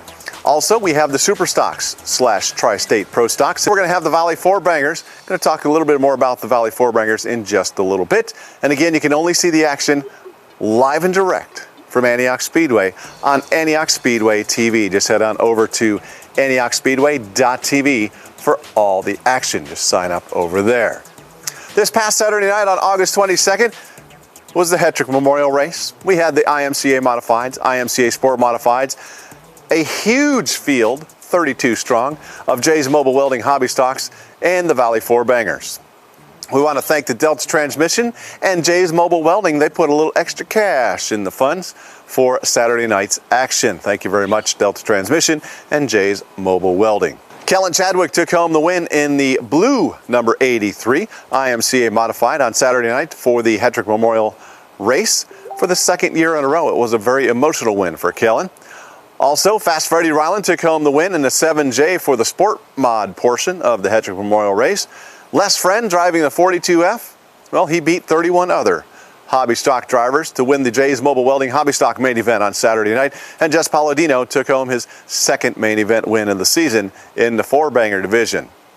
On Saturday before the races, I had the opportunity to talk with a gentleman who is not only a team owner and driver, but a huge supporter of racing at Antioch Speedway. His company sponsors multiple race cars and even sponsors a division. Of course, I'm talking about Jay Bryant, owner of Jay's Mobile Welding, who sponsors the Hobby Stock division. Here today with Jay Bryant, owner of Jay's Mobile Welding and Fabricating, and you're the sponsor of the Hobby Stock division. Yes, sir. You throw some extra money at it for, which is cool, between the positions of 6 and 20. Correct. And tonight you're not here in your super stock. You are driving the wrong name, your son's car. Because first of all, why are you driving his car? Because he outgrew the dang thing. So he's turning 15. He's 6'5", 255 pounds, and doesn't even fit in the seat anymore. Doesn't fit in a race car. Doesn't fit in a race car. So. It's just been sitting there and wanted to come out and have some fun tonight. So gave it a shot and thought, what the heck, we'll get out here and have a good time. So you made it out about roughly a month or so ago with your car and your super stocks. Yeah, about that. You having fun with that? Oh yeah, having a good time. I'm racing with my cousin Chad Hammer and built that car specifically just to race out here with him this year, you know. So we've had a lot of fun in it. I've got three races in that car now. Went out to Petaluma during the IMCA Sport deal and had a good time there, and that was fun, you know, had a good time. I'm looking forward to running out here. And first time I ever raced was Petaluma. Back in '92, that race, my first race ever, got rained out. So we came here when this was the Winston Series, when it was still the Winston NASCAR Cup Series. And this is the first track I ever raced at. And loved coming back ever since. You know, I've run modifieds here, I've run hobby stocks here, I've run everything there is almost, except the sprint car. So, you know, and I have no desire to jump in one of those. You don't want to get in one of those open wheel cars? No, I can't tuck anything in my socks, so I can't do it. No, I don't have the stones to do it, for sure. So, you know, hats off to those guys that do, you know. So, but it's a lot of fun. You know, the track, the hobby stock division is growing big time, and it's great to see. My heart's always been in the hobby stocks, always will be. I'm no matter what I drive, I feel like they don't get the recognition they deserve a lot of the times, and most of the time they are the show. They put on a great show. The drivers are really good. You know, they're beyond grassroots racing. When you talk about it, this is where it came from. No other division would exist if it wasn't for hobby stock. So we got 29 cars here tonight. I knew there would be. I said 31, so I was close. That's great. That is great. That's amazing. You know, it's amazing to see. I think last year before last, we were only getting like 12 to 15 here. I think something like that. So yeah, the division has grown tremendously. I'm looking forward to it. The wife's car is done and ready to go. She's gonna run hobby stock next year. I have an IMCA street stock that's ready to go, so I'll be running that next year. So we'll be hauling both cars down and running down here as much as we can run. So, well, good deal. Yeah, this is a great division, the hobby stock division. Back up a little bit here and just show this car again.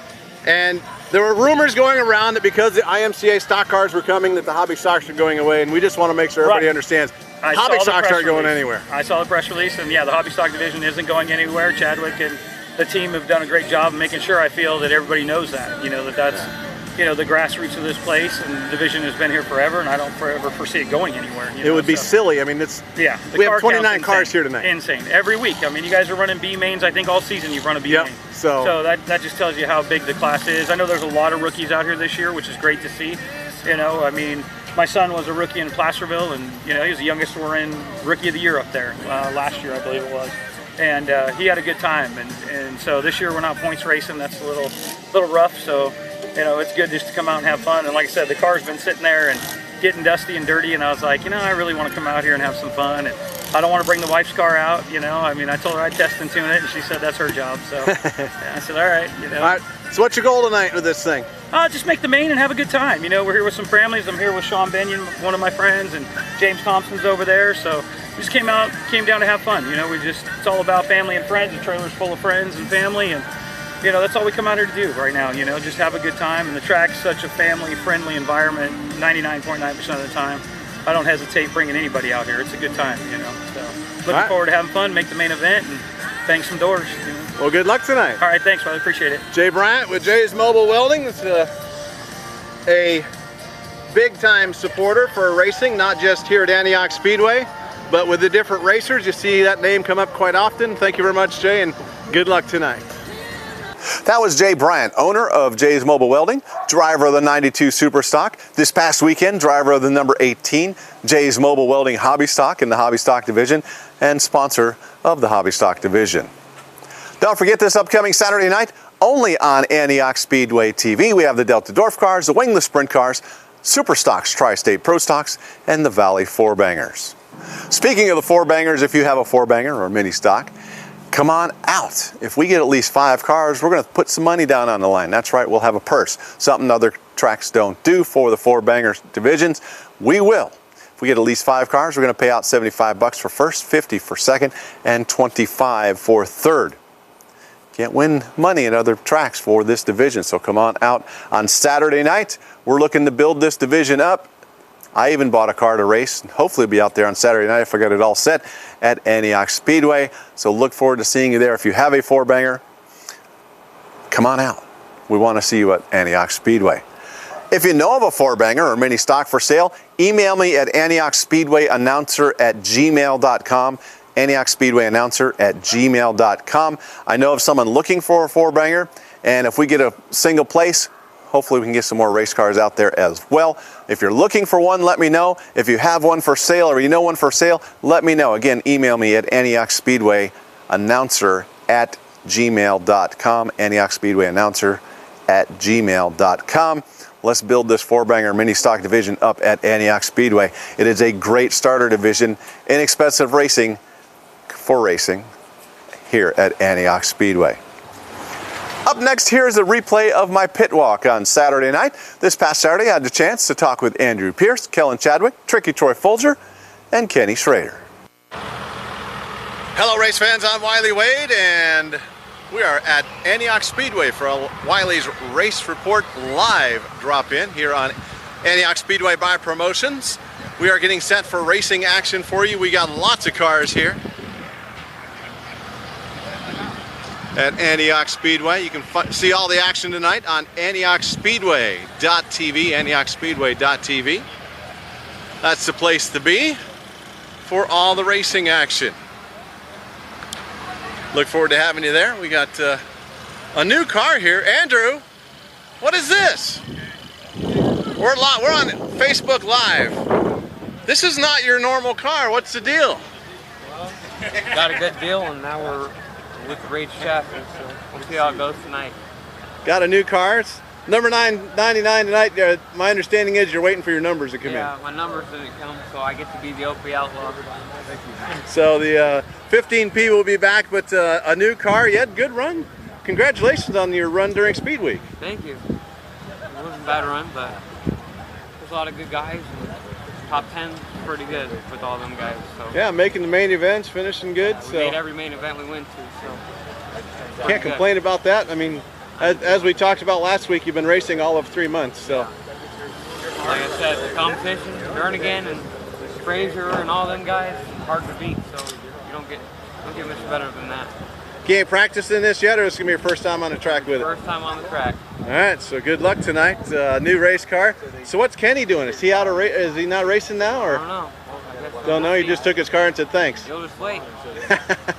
All right, congratulations on a good run at Speed Week. Andrew Pierce, driver of the normally 15P. It's going to be the 99 tonight. You can see it on Antioch Speedway TV. See if we can come over here and get a word with Kellen Chadwick. Kellen? How we doing? You had a good run during Speed Week as well. Did you have fun doing it? Yeah, it wasn't bad. It's for the first year and the first go around. I think it ended up being okay. I mean, I think Doug did a pretty good job throwing it together kind of last minute, and I think it'll definitely gave him something to grow on. You know, I think next year will probably be better. And I know he talked to me a little bit, said he wanted to add a couple more nights and maybe have a day off in the middle of the week, like on a Wednesday, and kind of give people a break to kind of work on stuff and get it ready for another few days of running. So somebody I know they had to. We didn't run very good all week. We made the main every night, but I struggled most of the week, and we had a good time. I did see you switch cars midweek. I did. The other white car, it's identical to this one. It's I just haven't ran it a whole lot, and like I said, it's an identical car. I'm just not real comfortable in it yet, so I wanted to throw some laps in it and try to get myself to where I want it at, and I struggled with it some and got it better, but not better enough. And so then I tried to roll the blue one out to run in Merced, and then I found I had a broken rear housing, and so then we rolled the white car back out again, and then swapped her in from car to car Wednesday night. We were up till like 4 in the morning, and but like I said, we had a good time. The weather was incredibly too hot, so maybe next year they can maybe move it forward a few months earlier in the year, maybe get the weather a little nicer. But other than that, there were some bumpy racetracks and some not so bumpy racetracks and a little bit of character, but we had a good time. All right, well, good deal. Good luck tonight. I appreciate it. Thank you. Kellen Chadwick, driver of the 83 IMCA Modified. Let's see, we got lots of race cars here tonight. Tommy Frazier. See if he's over here. How you doing? We're live on Facebook. Awesome. So how goes it? Pretty good. Got our bet together. Try again tonight. See if we can shake this bad luck streak off that we got rolling right now. So you won the championship last year, and this year's been a little bit. You're not the only one, though. I think we've only finished 2 or 3 races this year so far. Been running up front every week though. Yeah. One of these days she'll fucking fall in our odds. All right. So how are you looking for tonight? Not very good. Starting with the pill drop. What'd you get? 65. 65. Got some work to do. All right. Well, good luck tonight. Thank you. Tommy Frazier, 2019 IMCA Sport Modified champion. Sneaking over here. See who else we can find. It's like Tricky Troy sitting here playing with some tire stuff. I'm trying to figure out how to do this. Trying to figure out how to run that thing? Yeah, that thing's fancy. It's not mine, it's his. So you had fun on Speed Week? You had a good Speed Week? Oh, it was awesome. We enjoyed it. Wish we would have ran better, but it is what it is. Learn and do better next time. So what's your goal tonight? Just get the win? I mean, that's what we show up for, but I'm going to show up to do the best I can. Take a look at what he's doing here. Is it working? I don't know. Yeah, it looks like it's siping them a little bit, huh? Good deal. So what was the hardest part doing that 6 days, 6 tracks, and You know, it wasn't too, but we've done one before in Oregon. It was cool. This one was a little different. We were kind of at home, so we kind of go to sleep every night in bed. And just the level of competition at that deal was unreal. And I think we had 50 cars at every race. And the biggest was 65. We had really good speed. Just didn't have all the luck that it took. But ended up second in the deal, and hopefully we improve one spot next year. All right. Well, good luck tonight. Thank you. Have some fun out here at Antioch. And that's what's going on here at Antioch Speedway. So again, don't forget to go to Antioch Speedway. That's the guy. Oh, I'm sorry, Kenny. Go talk to him. Here we go. He's nervous. He's nervous? No, I'm not nervous. Here we go. 188, Kenny Schrader. So how are you doing? Not too bad. You having some good runs this year? We're doing all right. We're struggling a little bit, but we're getting there. Yeah. What has it been like for you as far as the different configuration on this racetrack this year? I think it's good. I think they widened it out a lot, so it's you know, you can go 3-4 wide in the turns. You know, I think they're working on getting the moisture to stay in a little bit more, getting the track to clean up a little bit, get the dust to blow off of it. But you know, it's trial and error. Once they figure it out, we should have a good racetrack. So, but it's nice, you know. It makes it easy to drive. You know, when you got a bunch of cars fighting for positions, the wider it is, the better it is. So. That was Kenny Schrader last week. Right now, we're going to swing on over to Joe Peterson, who has a special guest right there. Yes, hello, everybody. I'm here with a special guest alongside with my buddy as well, Christopher Bennett. How are you doing tonight? Doing good, Joe. Doing good. So I hear you have an IMCA stock car that you have purchased and that you're putting together for our class next year in the stock car class? Well, you know, to be fair to all the IMCA Sport Mod guys, I wanted to give them a chance at having their 15 minutes of fame. So I went ahead and I dropped the Sport Mod off out in Iowa. And while I was out there, I went ahead and picked up a IMCA stock car to bring out for the 2021 season, as it'll be their first year out here at Antioch Speedway, and I'm jazzed. I'm pretty excited about it. So I know I've seen you. You ran Sport Mod, Hobby Stock. Now, like you said, you're jumping into the Street Stock. I'm sorry, you're jumping into the stock car. Are we going to see you bounce again from classes, or are you just going to stick to? You know, I think Goldilocks finally found the perfect soup. You know, that seat's pretty comfortable. I don't think I'm going to be jumping in and out of anything else right now. I think I found my comfort zone. I'm excited about it. That's one of the most important things I've learned from a lot of these guys over the years. Is if you're not having a good time, you might as well not be doing it at all. So, you know, it's a learning curve. Been already taking my lumps. You know, I've spun it out a few times already, but that's just part of the learning process. And I mean, I've lost track of how many adult decisions I made this year. So I mean, getting a head start on everyone else. You know what? We're going to be ahead of the game when these things really come out for the 2021 season. Yeah, like you said, you're getting a jump kind of on everybody. So what are your future plans along for at least the remainder of this year? And who would you like to thank as sponsor-wise? Our goal is we were running, you know, we took it out just to get some seat time with the hobby stocks. We took it out to get some seat time with the super stocks. We had our first official IMCA stock car race at Merced during Speed Weeks.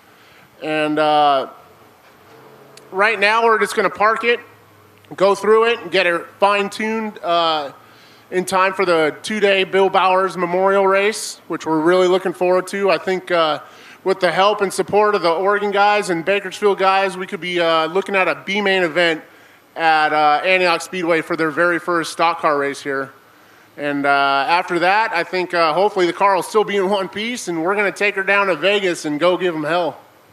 Oh, yeah, for sure. Any sponsors as of right now would you like to thank, and anybody? For the most part, we're a self-funded operation with a lot of help from a lot of good people at the track.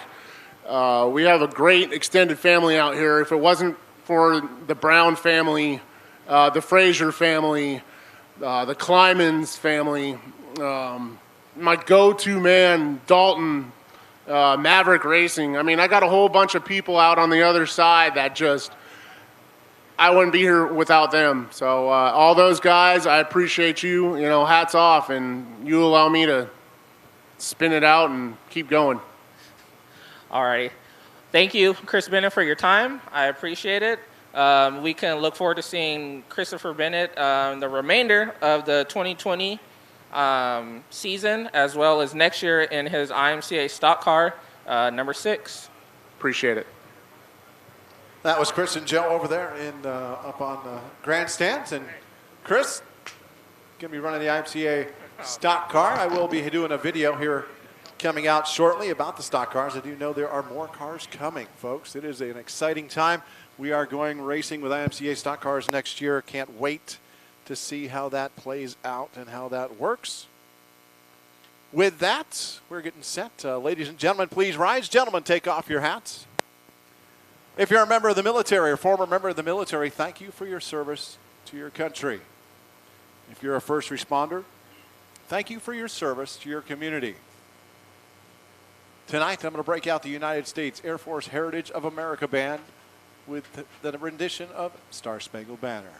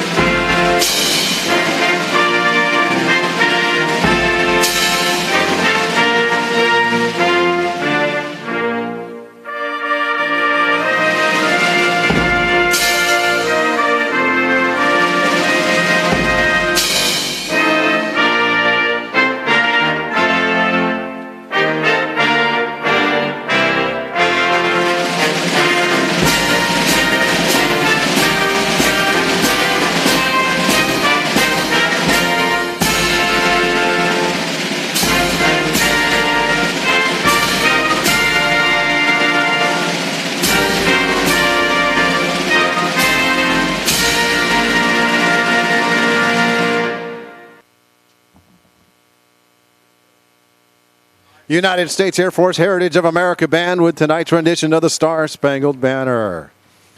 With that, Joe's going to take over. We've got a special guest. I'll let him introduce himself. Getting ready for the B main for the Super Sox.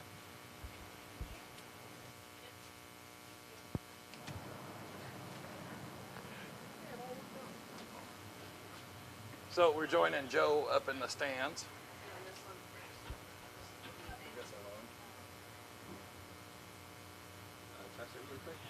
Test, test.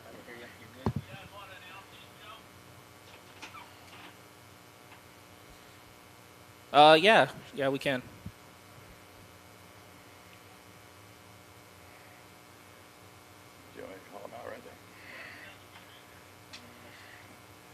All right, we're getting the B main lineup here.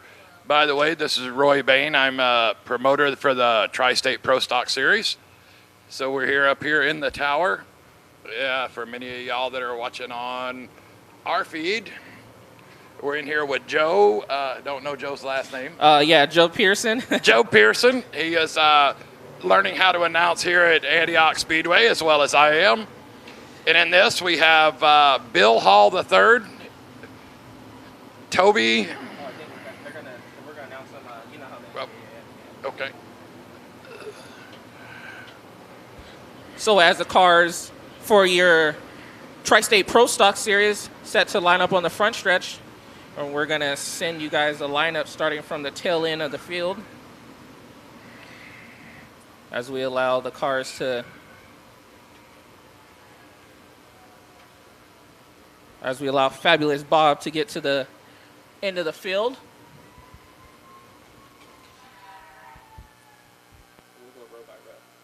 So starting the back row. All right. So, in the number 99, out of Danville, California, we have Jim Freely.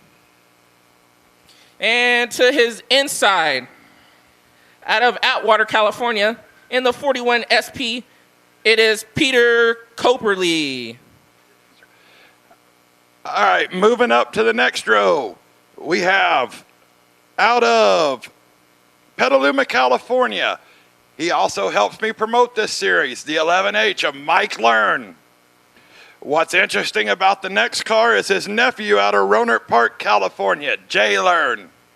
This is Jay Learn's first night out with the Pro Stocks. All right, and moving up to the fourth row.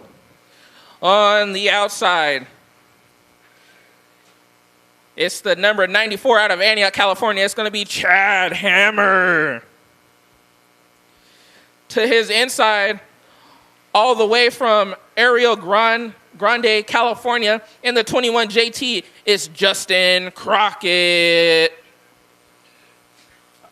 All right, next row, out of Coalinga, California, you have Ryan Smith in the 250. Ryan has won his first main event here at Antioch Speedway earlier in the year. He also picked up another win at Susanville, California at Diamond Mountain Speedway with the Tri-State Pro Stocks. Starting on his outside, the number 48 from Alamo, California, Johnny Be Good Evans. Moving up to the second row, on the outside in the number 55 out of San Jose, California, it's going to be Matt Kyle. To his inside, in the 4T out of Grass Valley, California, it's going to be Brent Lawrence. Starting on the front row, outside pole, first time with the Tri-State Pro Stocks tonight out of Nippomote, California, in the 20T, Toby Randolph. And starting on the pole, inside 17B, Bill Hall III from Redding, California. And that's your B main lineup for the Tri-State Pro Stock Series as they wind the engines up and we get ready to rip them around the track. For people that don't know about the Tri-State Pro Stocks, these are Pro Stocks from Nevada, Southern California, Central California, Northern California, and Oregon. These are all cars that are running on a little bit different sets of rules, but they are Pro Stocks, none the same. We're bringing them all together to bring big shows, lots of cars, and putting on great shows for tracks all along the way. This is our first year with running races in Antioch. We want to say thank you to Chadwick, for bringing us down here and letting us have a place to race. Thank you, Chad. Oh, yeah. And they always bring out a big car count since this series has started. It looks like we're having a little bit of engine troubles or firing up the car. It looks like for the 21 JT of Justin Crockett. Along behind him is a 17L of Jay Learn. Oh, and it looks like they got the cars moving. It looks like Learn has his car moving. Maybe Justin Crockett has it possibly stuck in gear, it looks like. It looks like he might have a little clutch problem or something like that. Yeah. Which I'll let you know, that's kind of unusual for Justin Crockett. Justin Crockett is a Bakersfield champion. I believe he won the Bud Nationals last year. Don't quote me. But Justin's always a contender for the win anywhere he goes. Yes, and I've heard that car used to be actually a full-blown late model. I've heard the same thing today too, but I'm not sure. All right, as we're rolling him around the track, it looks like Justin Crockett's probably going to try to catch the field. Let the field get around him and jump in the back. Yes.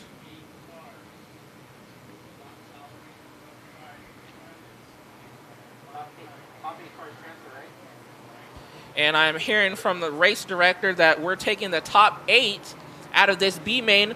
Top 8 will advance to the feature tonight. Another little thing with us tonight, tomorrow afternoon, all these cars will be in action at Petaluma Speedway as well. This is the first doubleheader weekend that the Tri-State Pro Stocks have run, and it's our first race at Petaluma Speedway as well. We want to say a big shout out to Jay Bryant at Jay's Mobile Welding. Jay's the one that's put the $1,000 up for first place for the main event tonight. Oh, yes, we can't forget about our good sponsor and good friend, Jay Bryant, always doing for our Pro Stock class as well as our Hobby Stock class.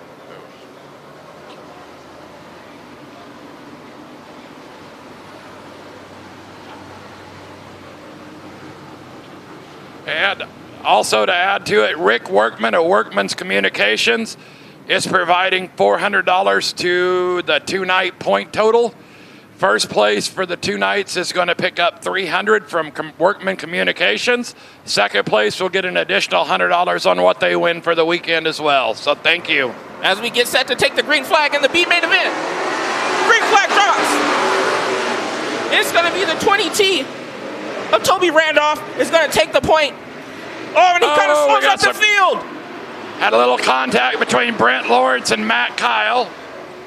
Oh, they're going 3 wide in turn 3. 3 wide, and that's going to give the 17B of Bill Hall the lead. Bill Hall the third for the lead. Toby Randolph second. Matt Kyle third. Chad Hammer fourth. Justin Crockett's made his way up to fifth. Justin Crockett making his way up to the 5th position after it looks like he possibly had clutch problems before the B main feature even started. Nevertheless, still in the transfer position, and it looks like the 250 of Ryan Smith is slowed down the backstretch. He's going to possibly come to a stop, and I believe that should bring out a yellow flag. He's got a flat left rear on the 250. Nevertheless, he's able to pull it into the infield as we're going to keep the race going. We stay green. We stay green, in the 17L of Jay Learn is blowing a heavy smoke coming out of the rear end.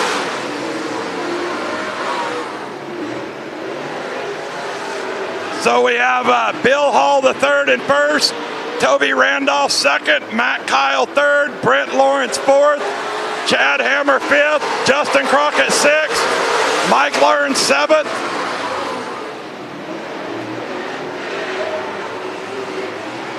A lot of smoke off of Jay Learn.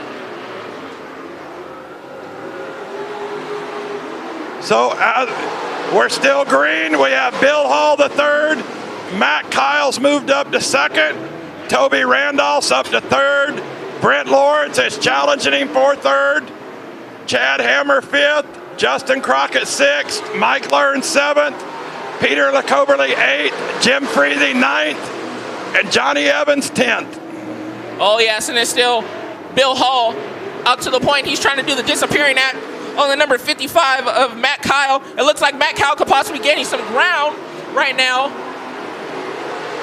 on Bill Hall with the 20T of Toby Randolph in second. He's getting pressured by the number 4T of Brent Lawrence. The track looks like it has a lot of moisture still in it.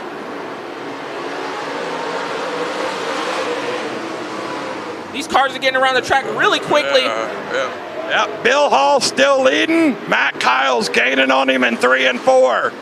We still have a great battle for 3rd and 4th with Brent Lawrence, Toby Randolph, and now Chad Hammer's coming in.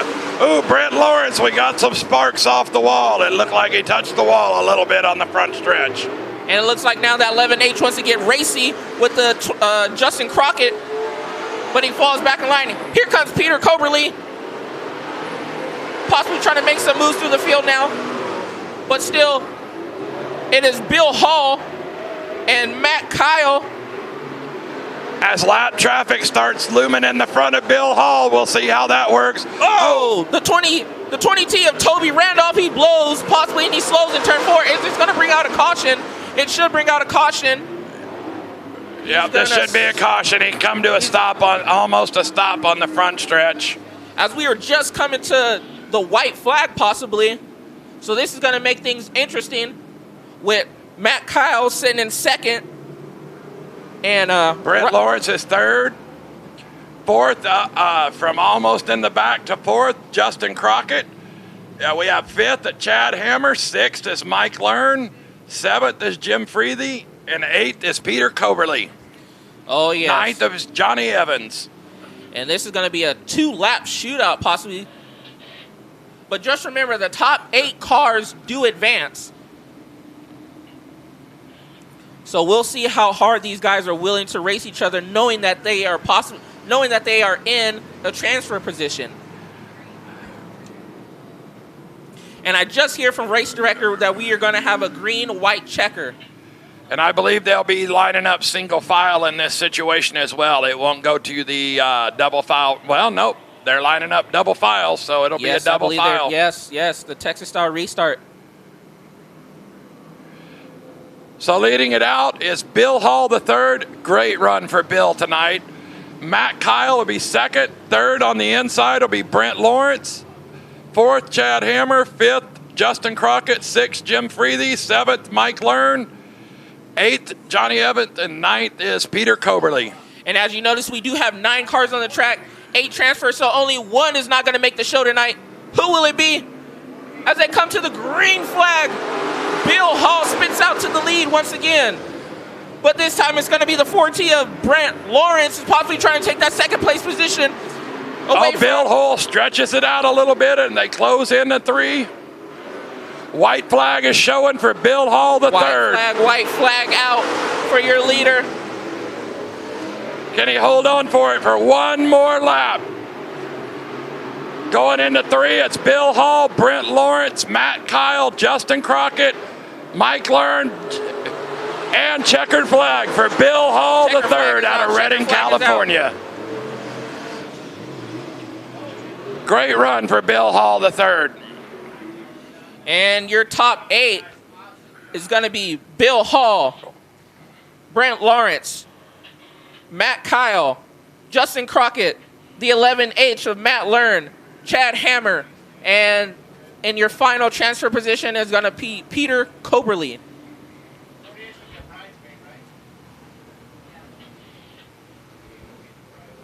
So he's going to get the transfer?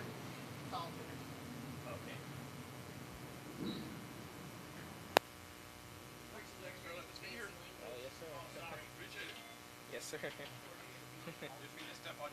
Oh, no, it's good. I appreciate it.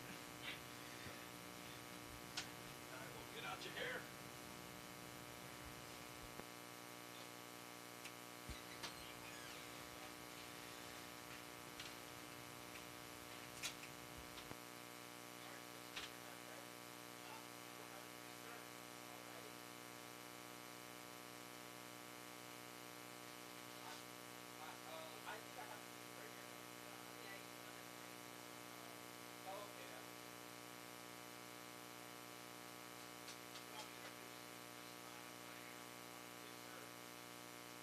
All right, and that's going to conclude the B mains for tonight.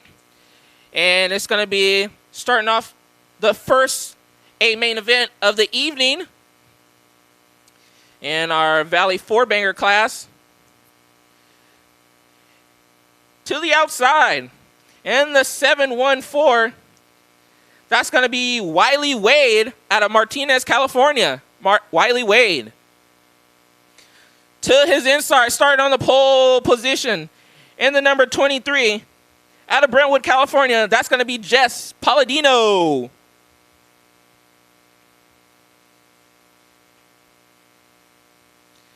As they set to pull off.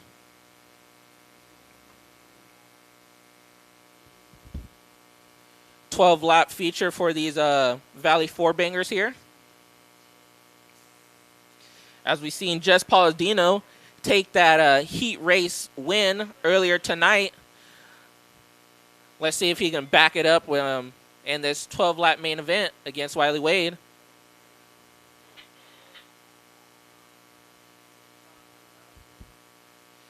It looks like we're going to get set to take the green coming out of 4 as they set the pace. Green flag, green flag, green flag drops. Jess Palladino gets the jump on Wiley Wade going into turn 1. Wiley still kind of get up to speed on that 714. Nevertheless, that's going to allow Jess Palladino in the 23 to just jump out front.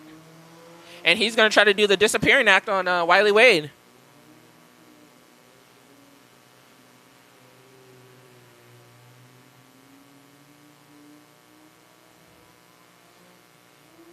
Jess Palladino coming into turn 3 and 4 already has a straightaway lead on our second place car.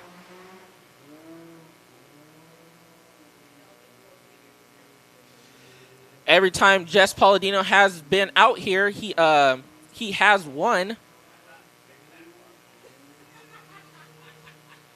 with 2 laps in, or coming to 3 laps down. 9 laps to go. And it looks like possibly, I think maybe Wiley Wade possibly might have some trouble. Maybe, or some power issues with his vehicle.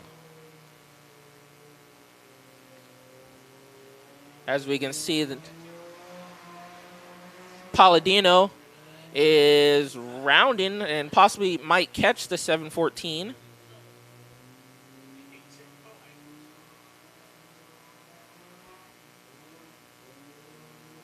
I think Wiley's still just kind of trying to get used to the car.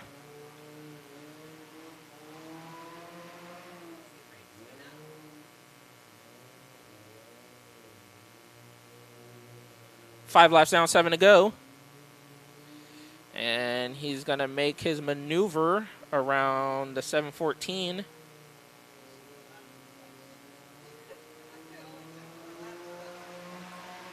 We're halfway through this feature.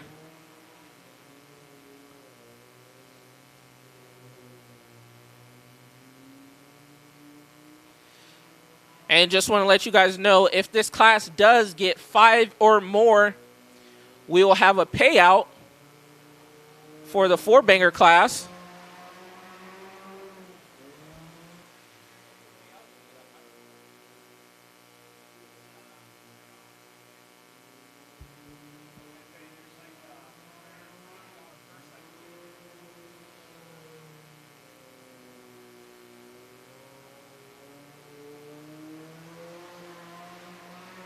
As Jess Palladino clocks off the laps, he has 4 more to go.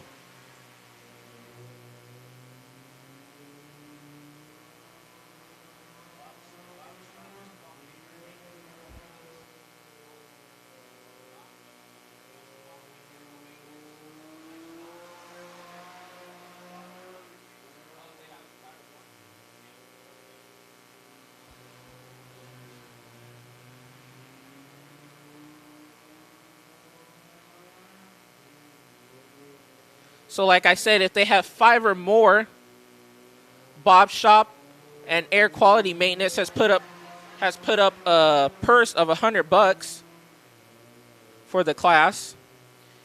As Jess Palladino will see the white flag next time by.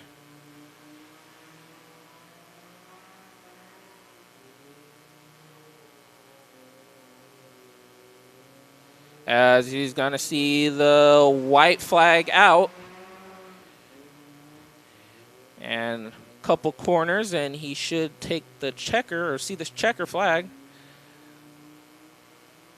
Wiley Wade's going to see the white flag this time.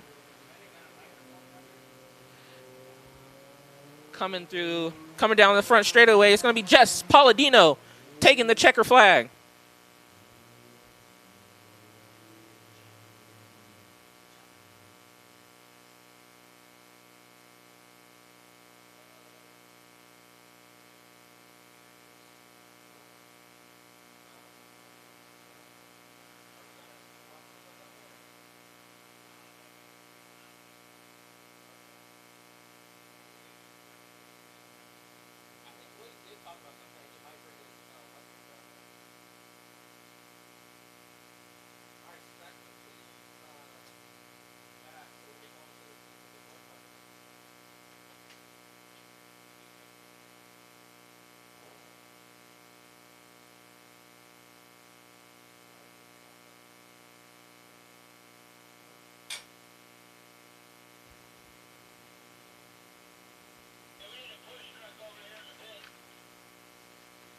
All right, and your winner for the Valley Four Bangers in the number 23 out of Brentwood, California, that's going to be Jess Palladino.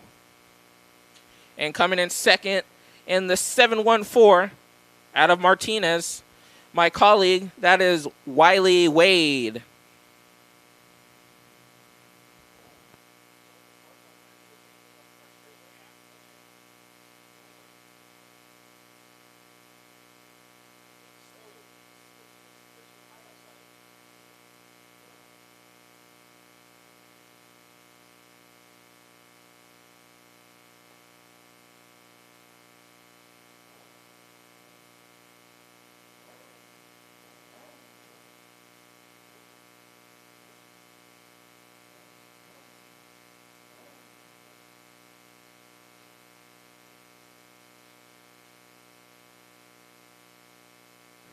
Maybe for your next win, you can stand up on the hood. Let's get out and let the camera see our main event winner for tonight. What is this main event win number 1 on the season? That can't be. I think you were the only car here last week, so that technically counts. Well, that doesn't count. That doesn't count. That's just practice. Well, that is true. That's a lot of practice laps. I heard a rumor that the Central Valley mini stocks are supposed to gather up their cojones and come out and run some laps here sooner or later. Are you looking forward to that? Yeah, of course. Just anybody to come help teach me things. Well, we doubled up the car count from last time with Wade coming out, making his racing debut out at Antioch Speedway. Wade, we're going to get a quick word with Wade as well before we wrap this up. Wade? Well, first of all, congratulations on the win. We're going to let you get your photo taken. We're going to move over here for a second. Wade, I'm sure you're out of breath. You were strapped into a rocket ship. Tell me how your first race was. Not bad, other than we got an engine issue. When I stepped on the gas, it went brr, brr, brr, brr, brr. So I'd have to just feather the gas very lightly to get it to go anywhere. So there's something amiss in the engine, but when it did run, it ran fast. I would say get all the bugs out of it, but it's not a wagon, so. But, you doubled the car count out here. I know there's a lot of cars that are in the process of being finished up, so I think you're on the right track. You're helping out building the division up. What's your outlook for the rest of the season? That's the plan. I've been pushing this division back around front, back east. They're huge out there. They're a great starter division. They don't cost much to race, and as you know, buying multiple race cars that you have, racing can get expensive. These are a lot more affordable, a lot of fun. It's fun to drive out there, I'll tell you what. I just got little bugs to work out, and I'll come back out on the 12th and hopefully take home a win. Perfect, Wade. Congratulations on your first success.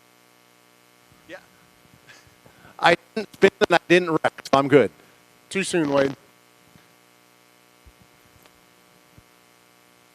All right, and that's going to wrap it up for the four bangers this evening.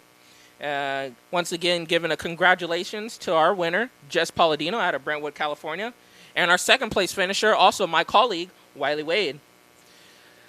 Coming out into the track right now for our second feature of the night is the Dwarf cars. We're going to let them get lined up down the front straightaway and possibly allow Wiley Wade to get back up here.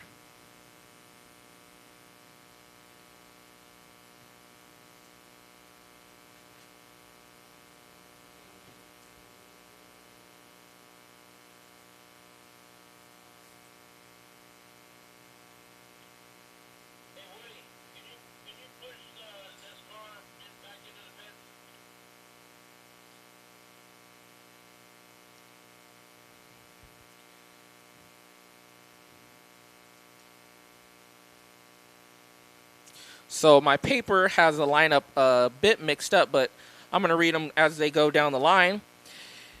On the outside, you have the 0A out of Vallejo, California. That is Timmy Ryan. As Fabulous Bob makes his way down to the next car into the inside, That is going to be the 20N out of Tracy, California. That is Joe LeDuc. Outside the next row. Didn't make his heat race, but he made the main event. It's a 7XL of Roberto Monroy. Inside that row, hailing from Santa Maria, California, the 9D1, it is Scott Priest. And to his outside, the number 12N out of Fairfield, California, that is Spanky Mike Grennert. And he went in the heat race 1. And the number 2 double D, that is David Michael Rosa out of Antioch, California. David Michael with very little sleep with a brand new baby at home. Outside the next row, our winner last time out of Brentwood, California, it's the kid, it's not the kid yet. It is the 18 double D out of Dublin, California, Devin Camberman. Then right in front of him, it is the 43 car, the 43 of the kid, winner last time out of Brentwood, Sean Cotucci. And to the outside, it looks like we're going to go to the outside, and the 00 double D, that is Mike Casaro. And in the 68 double D, Dynamite David Rosa. Outside row number 2, out of Rio Vista, California, driving the 812 double D, Chance Russell. Inside that row, out of Pittsburgh, California, with a brand new race car, it's the 36 double D of Dennis Gilcrease. And your front row in the number 88 double D out of Concord, California, that is Travis Day. And on your pole in the 15B out of Santa Maria, California, that is Joe Boneheart. That is your starting lineup for the Delta Dwarf cars. 14 entries here tonight. Danny Wagner and crew not here. They were still, they're actually have some work to do on their cars. They went out to Wyoming and for a national event last weekend, and it was a rough event. They didn't lose any engines, but from what I understand, at least 10 engines were blown during that national event out there. It's a very long, it was a long, dry racetrack, so it caused a lot of troubles with the race cars, and Danny's got some work to do on his cars, so they were not able to make it out here tonight. But with that, that's okay. We got a field of 14 strong here for tonight's race, with Joe LeDuc inheriting the pole position as Timmy Ryan falls to the back of the pack, as he typically does. Outside the front row, of course, the 88 double D of Travis Day out of Concord, California. We got 25-lap main event tonight for the Delta Dwarf cars. Some great racing action in store for you. I love these cars. This was my last race car I had was a Dwarf car, and they are just a whole lot of fun. Coming around, we got the Pace vehicle out in front. Fabulous Bob up on the flag stand. Lights out. We're going green flag racing next time by. Oh, yes, as a pace car pulls into the infield. As you hear the cars winding up down the back straightaway. 25-lap feature getting set to take the green. Little bobble there by the 20 car to start. Dennis Gilcrease almost ran into the back of him. I'm sorry, that's the 15B of Joey Boneheart on the point. Up off turn number 2, 3 wide for the lead. It's going to be Travis Day takes the lead down the back straightaway with the 36 of Dennis Gilcrease. Travis Day, Dennis Gilcrease on the point. The 8-12 of Chance Russell in the third spot. But here we go. Almost 4 wide coming up off turn number 2. That battle for third down the back straightaway. Here comes David Michael Rosa. What a move he just made. He waited a cold couple, 3 or 4 car lengths before he got on the brakes compared to everybody else. Oh, yeah. And he's already made his way up into, looks like, the 5th position, possibly trying to get a run on Joe LeDuc. Or I'm sorry, that's not Joe Mike LeDuc. Casaro. Mike Casaro. Butch Casaro there in the double D in the 4th spot. David Michael Rosa dives to the inside. That battle for 4th. Almost a battle for 3rd in his 3 car. They touch. Casaro and David Michael Rosa get into each other on the exit of turn number 4. They both stay going. That's going to allow cameraman to get into the picture. He's going to make a run outside David Michael Rosa. Devin Cameraman in the 18 double D. That's a strong car each and every time out as well here at Antioch Speedway. And he's going to get around Rosa, or Michael Rosa.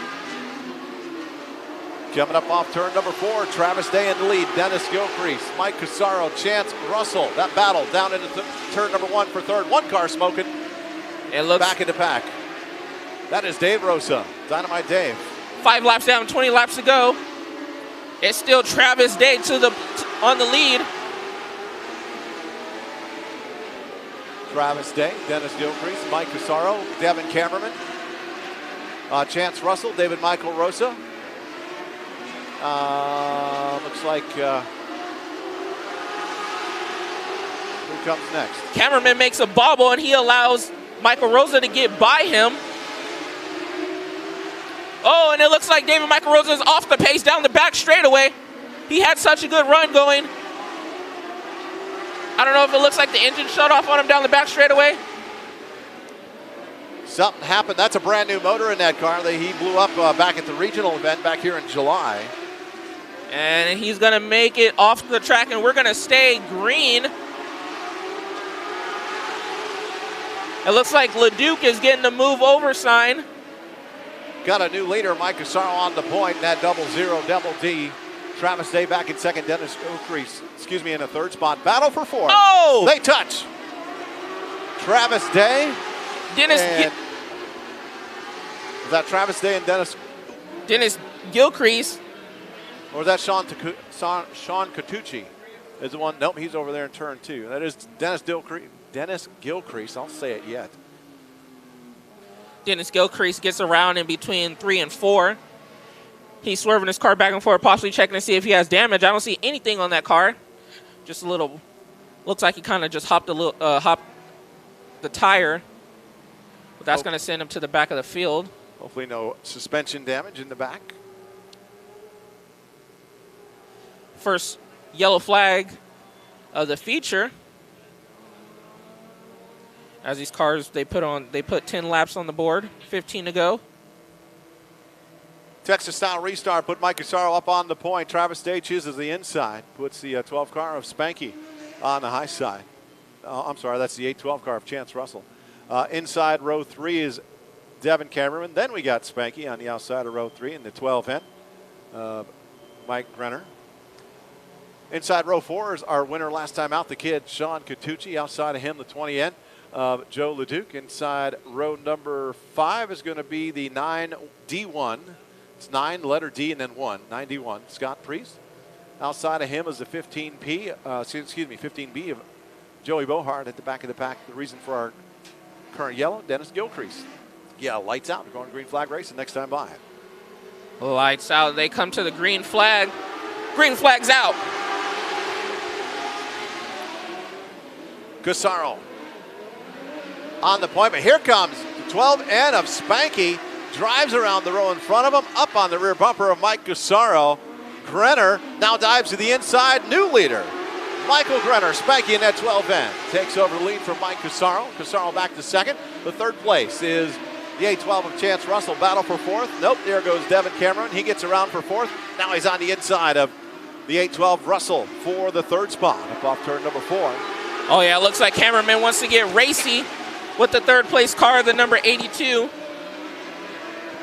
Cameraman representing Wagner Racing, as he's not a Wagner Racing car, but he's affiliated with Wagner Racing. Yes. And he's going to make the move down the front straightaway on the 812 of Chance Russell. Around the outside Cameraman goes. That high line pays off. He gets third place. Now he sets his sights on Mike Casaro as Grenner got a half straightaway lead right now over the 00 of Mike Casaro. Oh, yeah, he's going to try to get away from the field and set out some blistering laps in fresh air. Battle for fourth. Three-way battle right now down into turn number 3. The kid, Sean Catucci, Chance Russell, and Travis Day all involved in that race. Coming up off the front straightaway down into turn number 1. Oh, yeah, let's not forget 2 weeks ago, our winner, Catucci. Battle for second. Sorry to interrupt, Joe, but right now, Cameraman underneath Casaro. He caught him. Coming up off turn number 4, falls back in line down the front straightaway. See if he uses that high line like he did to pass the kid back there off turn number 2 a few laps ago. Oh, yeah, he has a nice run. He's trying to run that cushion. He's going to try to diamond off the corner. Oh, but he's stalking. He's stalking the 00. Mike Casaro pretty much taking the line he wants, I think, right now. This time he crosses over, dives underneath off turn number 2, gets underneath him down the back straightaway. Into turn number 3. Can he make it stick? Can he make it stick? And he does. He's going to get by him as he sets his sights now. 8 laps. So can he do it in 8 laps? And he hops the wheel. They touch. Butch Casaro and Devin Cameraman touch going off turn number 2. That's going to allow Catucci to catch up to Cameraman. Cameraman loses the second spot, loses half a straightaway to Casaro. Yes. Falls back into the hands of the kid, Sean Catucci. Grenner coming up off turn number 4. Grenner is split. Just running away from the field, having a field day right now. Right now, about 3.12 second lead between first and second. That equals about a full straightaway here at Antioch Speedway. Coming to 4 laps to go, getting by some quick lap traffic. Once he gets around Dennis Gilcrease here, he's got a clear track for about a quarter of the track. He's got a full straightaway right now before he gets any slower traffic in front of him. Oh, yes, and it looks like we have somebody slow on the back straight. Or no, he picks his pace back up. Something happened to Dennis Gilcrease. In the 36. That car's not run the same since he got together over there in turn number 4 earlier and spun. Possible suspension damage causing some problems. 2 to go this time. 2 to go. It looks like Cameraman's probably trying to get back up to his second place position that he had. I don't know if he's going to have enough time. We'll see. Going to run out of time, I think. He's got another car in front of him. He's got to get around Gilcrease before Nevertheless, he gets up there. White flag in the air. Mike Grennerman is going to see the white flag. A couple more corners in the straightaway, and he's going to have the win. Mike Grenner. As he goes into turn 3, comes out of turn 4. Your winner in the Dwarf cars, Mike Grenner. Spanky takes home the win after starting towards the back of the pack. Second is going to be the 00 Mike Casaro. Oh, and 36 of Dennis Gilcrease kind of flies into the infield for some reason. Couple laps down there. The kid, Sean Catucci, in the 4th spot. 5th is going to be the 812 of Chance Russell. So Mike Grenner, Mike Casaro, Devin Cameraman, Sean Catucci, and Chance Russell, your finishing order. 1568 on the stopwatch, 86.097 miles an hour. These cars may be small, but they are fast around this racetrack. Oh, yes, they are putting moves. It's a nice, smooth racetrack tonight. It's got good grip. Unfortunately, my motor was not real happy, so get that straightened out. And you know that from a personal standpoint, because we did see my colleague Wiley Wade in the 4-banger race. Yep. Hey, folks, I highly recommend it. It is a lot of fun. Those 4-bangers are a lot of fun. Again, I had trouble getting on the gas. It would just bog down. Some mechanical issues, but when I kept my foot up light enough, it was running really well and would go fast. And congratulations to Jess for his win. And need a push truck in the back straightaway here. And quickly, let's talk about the 4-banger class if they have 5 or more. Yes, we're going to give away some cash. I know. Want to say thanks to Rich Quadrelli and for Bob and Kelly from Quality Aero. They both put up some money for tonight's event if we had had 5 or more cars. And unfortunately, we didn't quite. But I am hearing that the Central Valley mini stocks don't have a race on our next race, so they're planning on, at least some of them are planning on coming up. So we're going to have some money to give away, something that most tracks don't do with the four-banger mini stock class, and that is give prize money. And we're going to give out some money coming up on the 12th, as long as we have 5 or more cars, which I'm thinking we're going to have. So I'm looking forward to that. We'll be back out there and hopefully a better running race car there. All right, let's send it down to victory lane. We got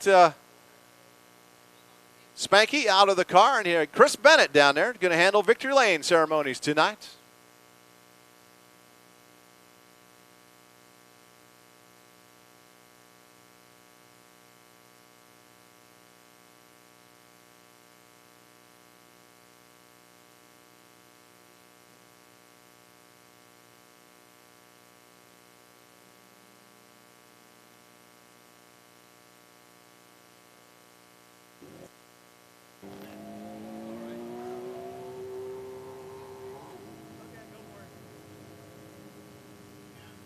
Chris, go ahead and get in there real quick. That's okay. Photographs will wait.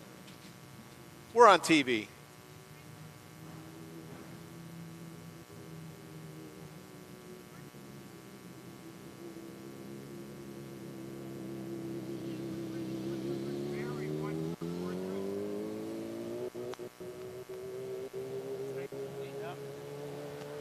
Hey, I want to give a shout out to Mark Garner.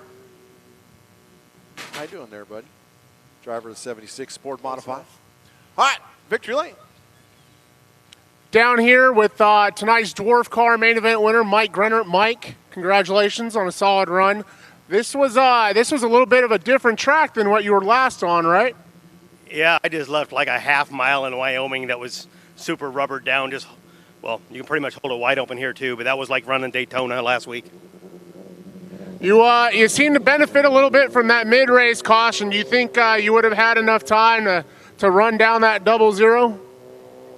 Yeah, I would like to think I would have. I was pretty conservative there the first few laps. What I was really trying to do is not run directly behind another car because I knew I was having heating problems and I didn't want to clog my radiator up with a bunch of dirt. So, Mike, it's always good to have you running out here with the Delta Dwarf cars. What are your plans and who do you have to thank? Well, first and foremost, my wife for letting me come out here and do this. My crew chief, Shania, my daughter, she's back there. And, of course, my son helps me a lot on the car. And Frank and Janice Monroe, they help me all the time. And this one here is, I won this for a guy named Kenny Grayson. Never met the dude in my life. Met him last Thursday, broke down on the side of the road. He let me keep his truck for a week. That's for you, Kenny. Right on, Mike. Congratulations. Guys, back up to you. All righty. Thank you, Chris Bennett, for that. And congratulations to our winner once again.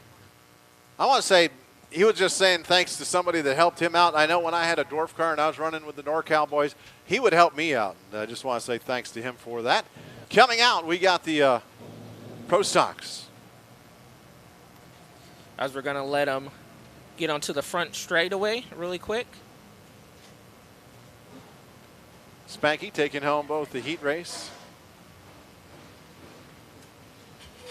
and the main event here tonight.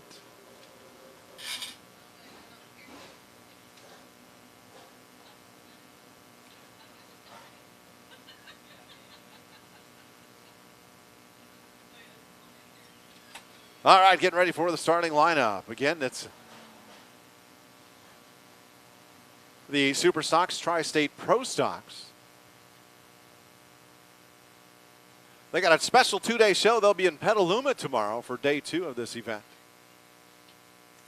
Fabulous Bob working his way down the front stretch to get to the rear of the field.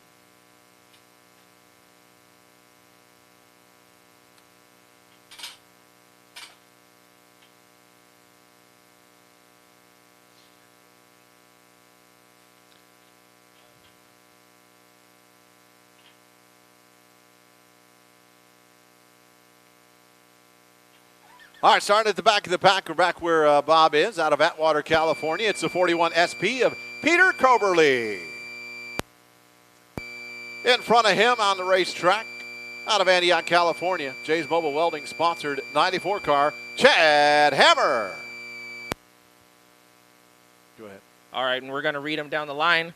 And the number 48, that is going to be John Evans.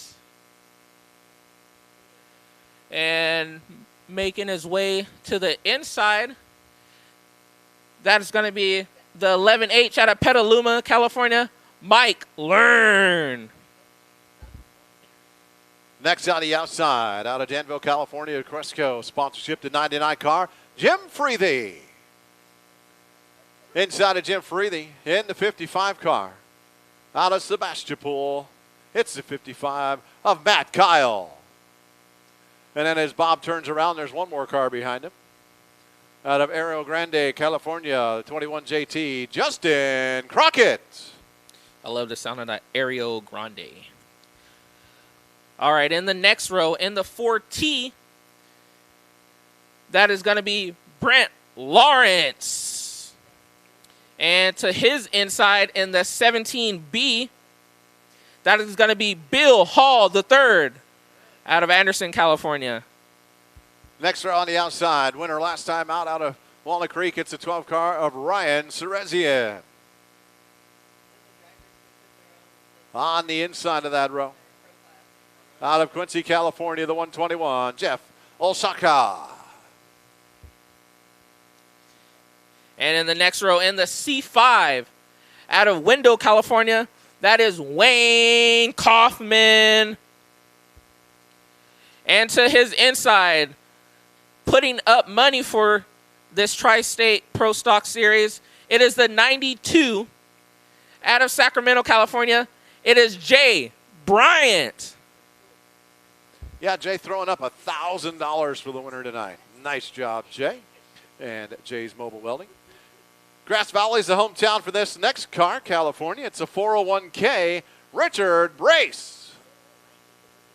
On his inside, out of Oakley, California, the 84 car, that's Bill Pearson. And in the third row on the outside, in the number 5, out of San Jose, California, heat race number 3 winner, it is Randy Miller.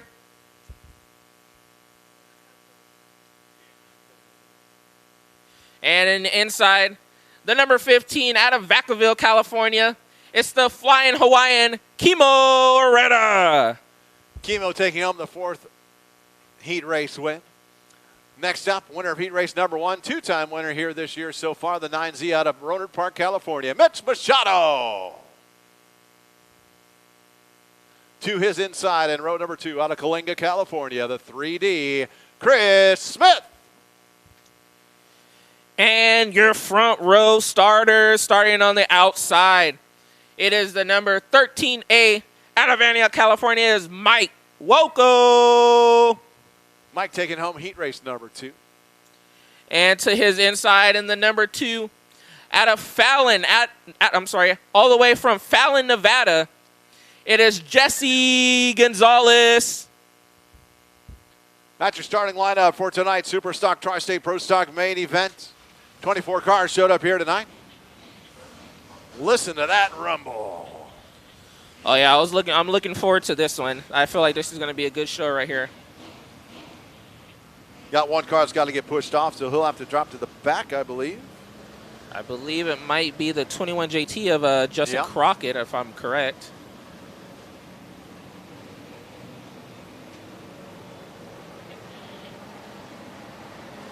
Cars strong here in this Pro Stock Series Challenge.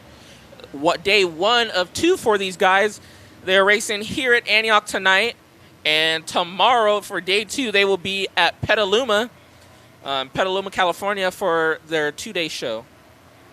Hey, I'm just looking at my race pass right now, looking at the starting lineup. That thing's cool, huh? Oh yes, once again for you fans, Antioch Speedway is now officially on My Race Pass. If you haven't, or if you do already have it and you were just kind of wondering about our lineups, results, you can go into My Race Pass and find us, hit that search bar, go to Antioch Speedway, look at all of our lineups, or your family, friends, entries. Unfortunately, we do not have timing and scoring just yet, but soon to come we will. But if you download that app, My Race Pass, and even when you're not here, you can still look at the lineups and where your favorite driver, your family member would start on the field. That's right. Chad and Tina continuously doing upgrades here at Antioch Speedway. New promoters here at Antioch this year. I want to say thanks to them for everything they're doing. I mean, the plans, we're not done. We're not even close to being done on changes they're going to make. Oh no. So it's just we're just prepping ourselves for everybody paying attention, and we want to thank also. I just want to thank everybody just for being patient with us as well. And like I said, it's kind of a weird time going on for a lot of people, but for you guys being patient with us, allowing our website to get up and up to date and stuff like that. The sky's the limit, really, for this track and what Tina and Chad have in store for us. this is not what you want to see. Wayne Kaufman getting put on the hook before the race even starts over there in turn number 3. Something happened on that C5. They're putting the hook on the back of that race car. I'd like to say thanks to all the corner workers and officials and Fabulous Bob and Rich Quadrelli and everyone that helps put on this show. I want to say thanks to the DNF crew, the Did Not Finish crew. These folks come out and volunteer their time, their vehicles to help keep this show running by cleaning up accidents and push cars and all the stuff that they do.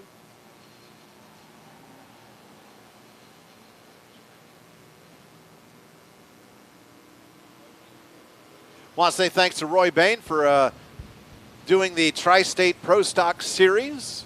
I want to say thanks. He came up and did the B-main with you. Appreciate that while I was strapping into a race car.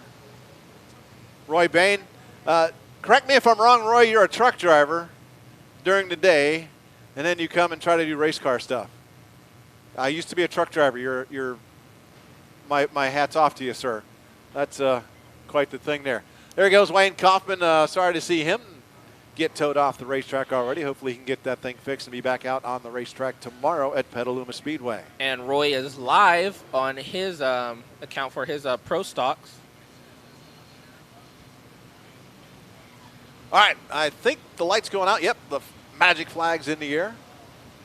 1 to go signal on it. It is a gorgeous night. This is the best Saturday night we've had in a while. And a very nice racetrack as well. Gorgeous racetrack, no smoke. That's nice. It's not blazing hot. Pace vehicle pulls in. It looks like we're set to go green. We're going green. Jesse Gonzalez out of Fallon, Nevada. Has control of the field. Mike Welko in that 13A on the outside. Bringing them around, 20 cars strong. Well, 19 strong now after Wayne Kaufman got towed off. Here we go. Green flag in the air. Green flag in the air. Welko spun the tires coming up off turn number 4, but got it back up, and he's still side by side with Gonzalez down the backstretch into turn number 3. 1, 2, 3, 4 cars involved in an incident over in turn number 2. Yellow flag's out. Yellow flag. And out on the front straightaway. Mitch Machado gets into the back of Jesse Gonzalez up off turn number 4 as Gonzalez got on the binders for the yellow flag. So over there in turn number 2, it is the 121 of Jeff Olshaka. The 17B of Bill Hall III, the 55 of Matt Kyle were all involved. And also, I think Mike Learn may have had to go up through the infield. It was either Mike Learn or Peter Colberly. A lot of damage on that 121's front end, sheet metal. See if he can get that taken off and come back out. Red and yellow flag being displayed. That means it is a complete restart. Oh, yeah, complete restart. And it looks like Jeff Oshosky is going to take it off to the track. Not what we want to see. Didn't even get one lap in. So while I got a minute, I want to continue my thank yous. I want to say thanks to Tim, our camera operator, down there on the front straightaway, putting in all the hard work and running the camera. Getting thrown into the mix about a month ago as we started our own TV network called Antioch Speedway TV. You're watching. Thank you for tuning in. Can't wait to have you here. But don't forget, when you come, you can still watch it on the TV. And there are things still coming. We're not done with the TV network. We have equipment and software coming that's going to allow us to do replays and that kind of stuff. Just not here yet. This all was thrown together, and we're learning as we go. And we do appreciate your patience with us and enjoy having fun doing it with us. Thanks to Chris Bennett down there doing Victory Lane for us, and he came out to help me tonight with my race car, getting it in and out, along with my son, Zach. Who else? The concession workers back in the pit area. I want to say thanks to them. All the officials. Larry, I want to call out Larry Adams. He does a ton all week long. And he was here at 6 o'clock this morning working on stuff. And We'll get out of here close to midnight, I'm sure. So, Larry Adams, do appreciate all you do as well. Andrea down there running timing and scoring, thank you. E with the scoreboard, thank you for all that you do. And if I missed anybody, I do apologize. Tried to hit all the groups. I didn't necessarily name everybody by person. Joe, thanks for joining me in the booth for the. It's been a month, 4 weeks now. Yeah. I'm enjoying it, learning, and like I said, I want to thank you as well. It's good to be up here, and look forward to more races with you.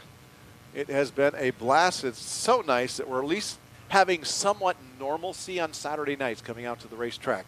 Just wish the normalcy was normal by having our fans in the stands. We do miss you greatly. Although I don't miss Raso yet. Okay, I'm kidding. Maybe we'll start calling Raso numbers just to get people back in the mood for Raso. From home? R7. Like winning the lottery. Oh, Tim just jumped up and down. I think he won Raso already. First number. All right, one car making its way back out on the racetrack. That would be the Matt Kyle car, 55. Got his issues squared away. We're down a tow truck at the moment as during intermission he was doing some mud packing and suddenly that left front tire lost containment of its air. And if you know what a front tire of a fork or a tow truck is like, it's not something you just do a pit stop on and get it changed. Oh, yeah, for sure. All right, let's see. Bob's not holding up the magic green flag yet. Listening to the radio, see if... it looks like we might be possibly waiting on another car to come back out to the track. Giving him a couple laps. Going to give him the one to go next time by. So again, this series, from what I'm understanding, will be back next year on multiple occasions. Do appreciate the Tri-State Pro Stocks coming out. These are fun races.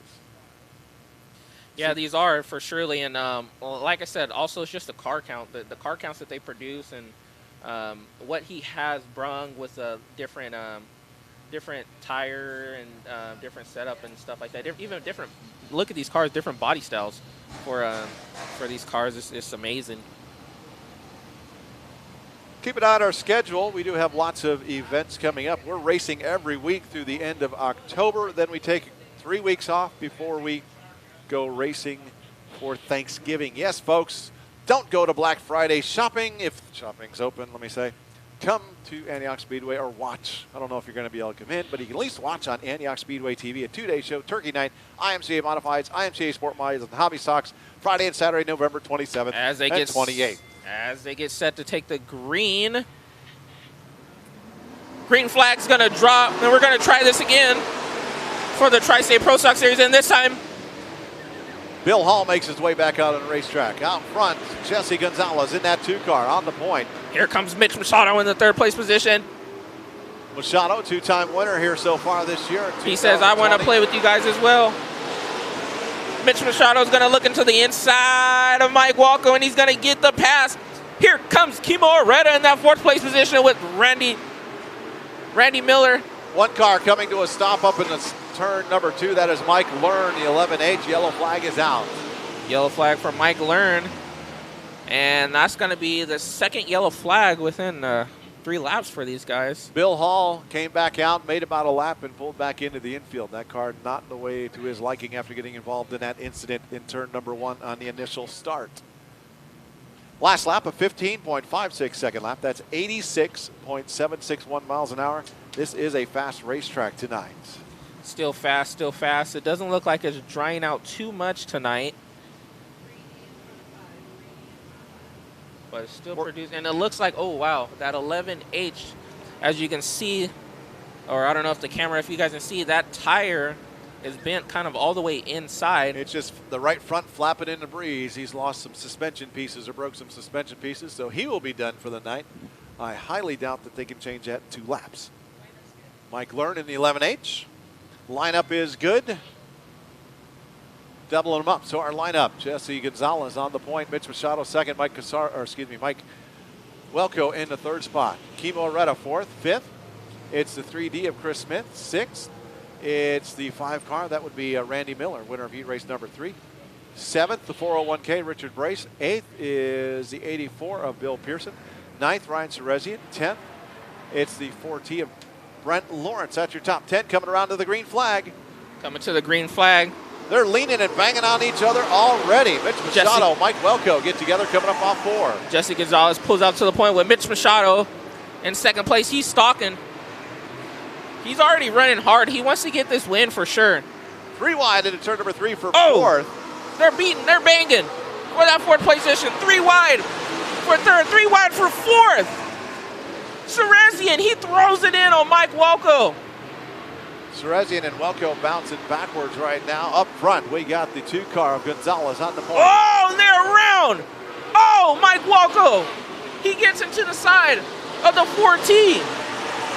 Welko spins, hits Serezian, gets into the 4T of Brent Lawrence. He also gets into the 41 SP to Peter Coberly, but still, nevertheless. 2 laps ago, he was in the 2nd position. Now he's 3rd from last. Mike Welko not having the last couple laps. John Evans almost into the fence off turn number 4. And Jesse Gonzalez still ripping that cushion, trying to pull away from Mitch Machado. They're not gaining, but he's not losing. Mitch Machado still stalking, probably possibly waiting for Jesse Gonzalez to make a mistake. Our leader down at turn number 3, coming up off turn number 4. He's going to start hitting lap traffic right now. Coming up on John Evans. Evans much slower than him. He goes to the high side at turn number 1. Working around the high side. Mitch Machado not able to make up any ground at this point. Down the back straightaway into turn number 3. Goes our leader and our 2nd place cars. The 2nd place, Mitch Machado, trying to work his way around John Evans. Oh yeah, Gonzalez is beautiful through traffic right now. Machado, he gets around traffic as well. 1 car leaves the racetrack. That is the 41 SP, I believe, of Peter Coberly.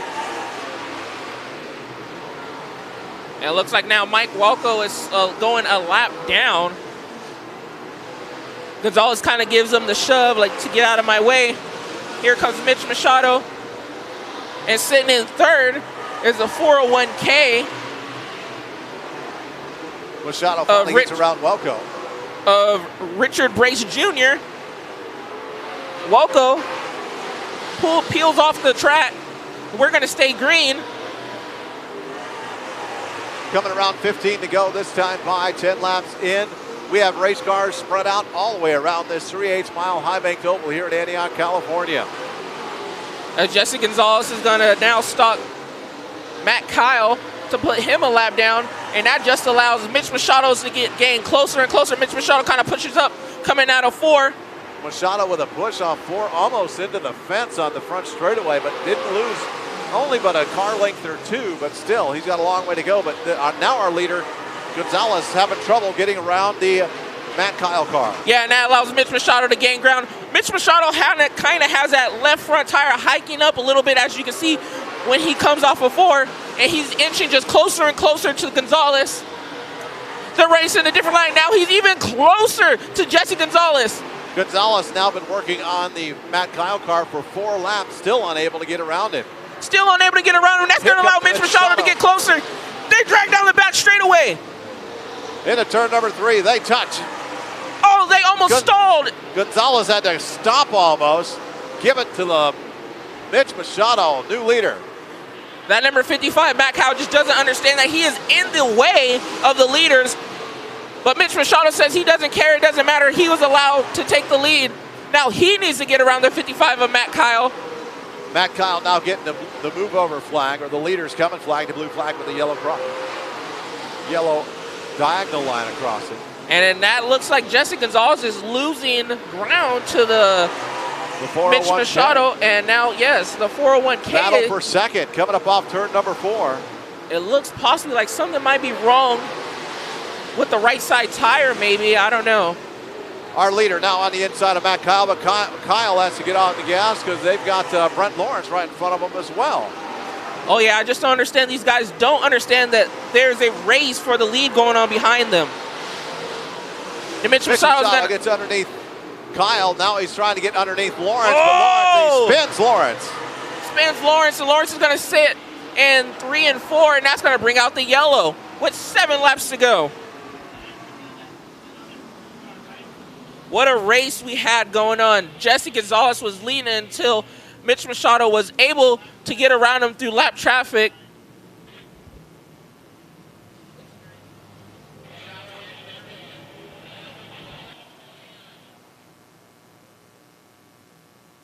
Oh, never mind.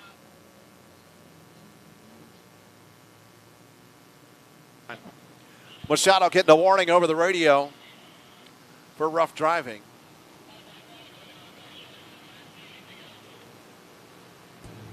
On that incident over there in turn number 3. So Mitch Machado is our leader of the 401K.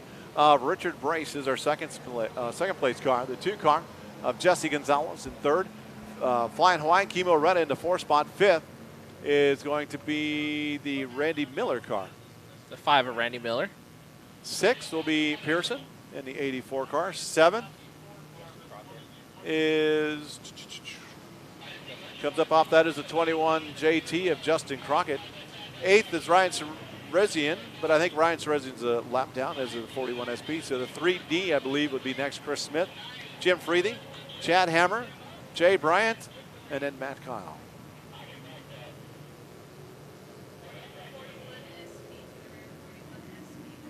.41 SP being sent to the rear, hearing over the radio. All right, getting the lineup set. Mitch Machado, hearing over the radio, going to be penalized 1 position for rough driving.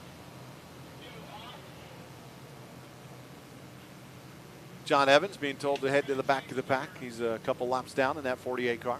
He was an alternate tonight, so.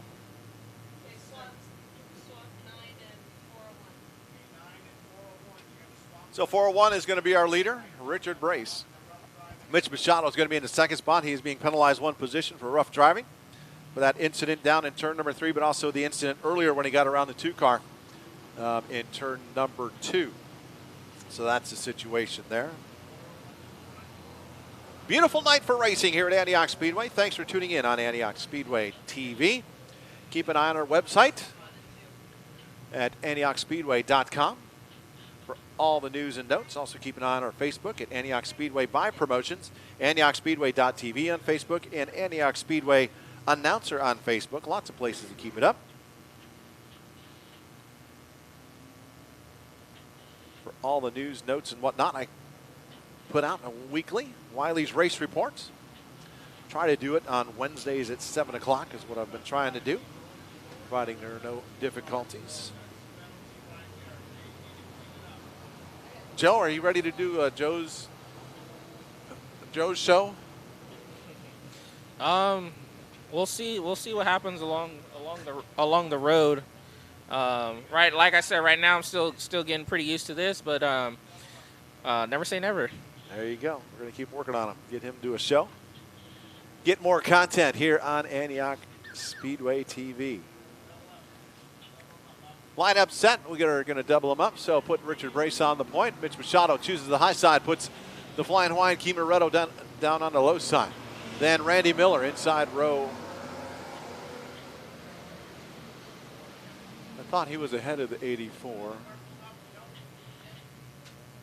Hey, the 5 car's got to be on the inside, right? He chose his high side.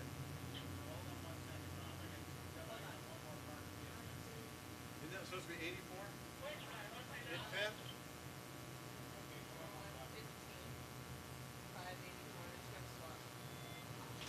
5th? We got to swap those 2 cars. The 5 needs to be on the inside. 84 on the outside. That'll be Pearson. In the next row, the 21 JT of Justin Crockett, 2-time Western Pro Stock champion, and that car is for sale if you're looking for a car. Ryan Serezian to his outside, then Jim Freethy and Chad Hammer. Next row, Jay Bryant and Matt Kyle. Next row will be the Peter Coberly and John Evans car, and at the back of the pack, the Jesse Gonzalez car. All right, 7 laps to go as the green flag drops. The 401K. Oh, Mitch Machado and Kimo Retta, they do battle as they're going to drag down the back straightaway. The 401K of Richard Brace Jr. holds onto the lead. 1582 on the stopwatch, 85.335 miles an hour. That battle for second up off turn number 2. Kimo Areta loses that battle and now has to battle for third as he gets the 5 car to his outside. That's Randy Miller. Up off turn number 4, battle for the lead though. Mitch Machado on the inside of Richard Brace, going through turns 1 and 2 down the back stretch. And he grabs the lead away from Richard Brace Jr. Mitch Machado. Oh, and we have a yellow. In between turns 1 and 2, it looks like Peter Coberly, and I believe it is 55, if I'm correct, of Matt Kyle. Oh, the 84 of Pearson has a broken rear end. That left side tire sticking completely out of the body, either a broken rear end or a broken axle. Actually, hearing over the radio, there's grease leaking out, so that's a broken axle on the 84 car. Just pulled into the infield on turn number 1. Not the first broken rear end tonight. I know when I was out starting my main event, you could smell the rear end grease from the B main that I believe, I think it may have been the 17L, or it was, I forget which one it was. There was one of the cars I saw smoking there at the very end of the race. Lost the rear end in that car. But here we have the 84 of Pearson. Getting put on the hook on the infield, but this yellow flag for that incident over in turn number 1. Getting a lineup set, we got 5 laps remain in this 25-lap main event for the Super Stocks, Tri-State Pro Stocks.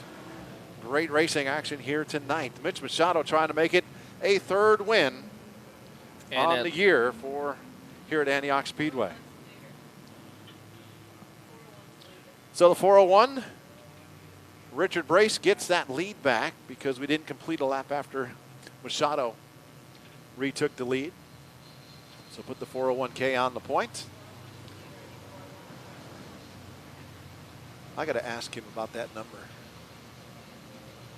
Mitch Machado in the 2nd spot. Should be Kimo Areta up to the 3rd spot. Then we've got Randy Miller Randy in the 4th position, and Justin Crockett with Jim Freely. Jim Freely in the 99. And then Jay Bryant to his outside. Ryan Serezian. The 2 of Jesse Gonzalez. The 94 of Chad Hammer. And looks like the nose is completely wiped off of that 42 of Peter Coberly. And then to his outside is the 48 of John Evans. And in the back is a 55 of Matt Kyle.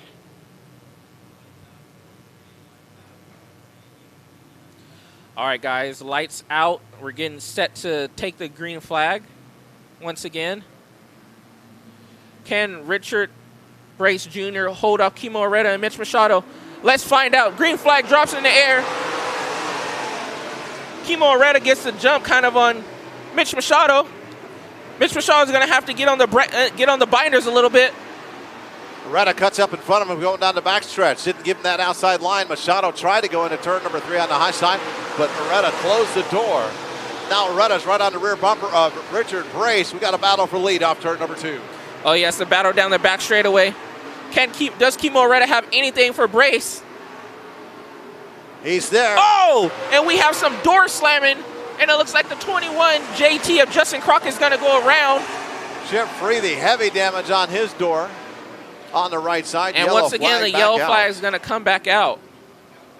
And on the back straightaway, we see the number 5 of Randy Miller also slides into the infield. Hearing call for the back straightaway for Randy Miller. I'll tell you what, for a 2-day show, they sure are using up some race cars here tonight. Oh, yeah, they are.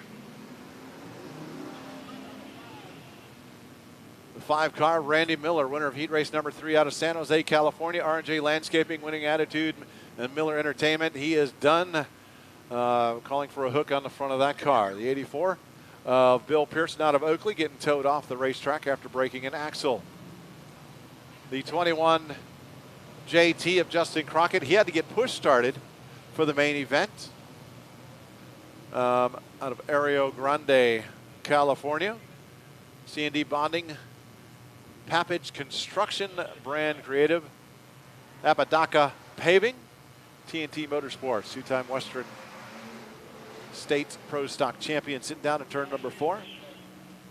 As we just seen Mike Learn, the 11H, peeled back onto the racetrack. Learn out of Petaluma. That was impressive. They lost a few laps. That was the right front, the car with the right front flapping in the wind. Yeah, probably just come back out. I'm pretty sure we're going to see them in Petaluma tomorrow. That's obviously a regular local runner there, yeah, yeah. regular runner there. So I'm pretty sure he's just doing some, making sure everything's fine and getting set for tomorrow. Got the lineup set. 401K of Richard Brace out of Grass Valley, California on the point. Behind him, it's the Flying Hawaiian Kimo Areta. He's out of Vacaville, California. Richard Brace's sponsors include Brace Mufflers and Welding, Sepco Lubricants, and Performance Auto Body. Kimo Areta in the 15 car, the Flying Hawaiian at Winter Heat Race number 4 out of Vacaville. Vallejo Masonry, Bailey Brothers sponsorship on that car. Mitch Machado, Winter of Heat Race number 1, BMR Chassis, BCR Race Cars, Tempered Motorsports. The Flying Hawaiian Kimo Areta takes the high side, puts Machado down on the low side. See how that works out for him. As they come up off turn number 4, yellow light's still on, so we're not going green flag going. He's given the 1 to go this time by. So then we go back to Jim Freethy. Heavy damage on the right side in that 99 out of Danville, California. Cresco, Mark Scott Construction. Freethy Excavating. Ryland Racing sponsorship on that 99 car. Then we go to the 12 El Camino of Ryan Serezian. Then the 94 of Chad Hammer out of Antioch. Jay's Mobile Welding, BRG Racing and Dyno. Chad Hammer Racing Engines sponsorship on that car. Coming around, green flag in the air. Green flag drops. Richard Brace Jr. tries to set a bit of a pace on the 2. This time Mitch Machado on the inside. He's going to get a run down the back straightaway, and he gets by Kimo Areta. Does he have anything for Brace Jr.? Areta had trouble in turn number 2. He slid up the racetrack, and that opened up the door for Machado to take that second spot. They come across that line, 3 laps to go. Mitch Machado stalks the rear end of Richard Brace. Oh, and he kind of slips up. That allows Richard Brace to pull away a little bit. 2 laps to go, 2 laps to go. Look at Freethy up to the 4th spot and Serezian in the 5th spot. Here comes the 2 of Gonzalez up to 6th. But they're coming out. White flag this time by. White One more flag. time around for the Richard Brace and the rest of this field. Down to turn number 1.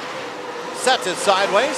Setting a pretty line right now. He's got Mitch Machado on his rear bumper about 2 car lengths back. Down into turn number 3. Coming around for the checkered flag. Mitch Machado's not going to have anything for him. It's going to be in the 401K, Richard Brace Jr. for the win. And your second place position is Mitch Machado. 15, Kimo Areta. 4th, Jim Freely. And the 5th place position is the 12 of Chad Serezian. Ryan Serezian. I'm sorry, Ryan Serezian. Ryan Serezian. Out of, I need to change his hometown. He did move, and it's Knightston.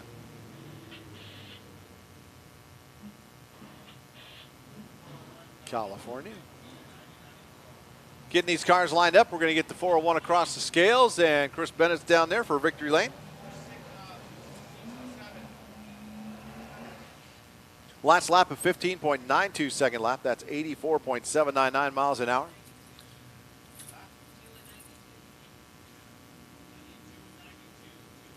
Waiting on getting the leader towards victory lane. He's taking multiple victory laps here.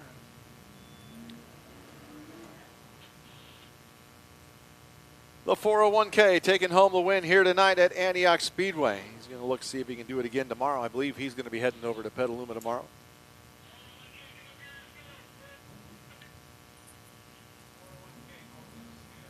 All right, getting Richard Brace up to the scales first. Chris Bennett down there for victory lane. Man, we're getting almost done. We only got one main event to go. The Wingless Sprint Car is coming up next.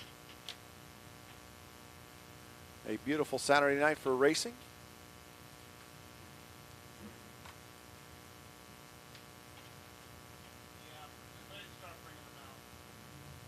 I don't know if you've seen that we don't have trophies. We have these really cool door cards or miniature door cards. that Chad has made up. It says feature winner on them, the logo, and those things are cool. Don't have to find shelf space, just put them up on the wall. Nice little decoration there. All right, there we go. We got our winner down into victory lane in the 401K. Richard Brace. We got our very own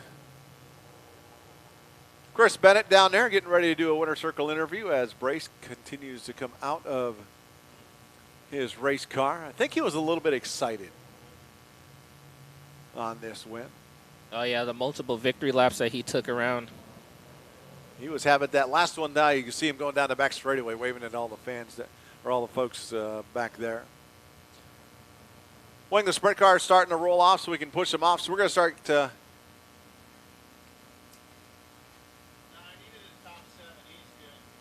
wait and see how we're going to do this here. There he is.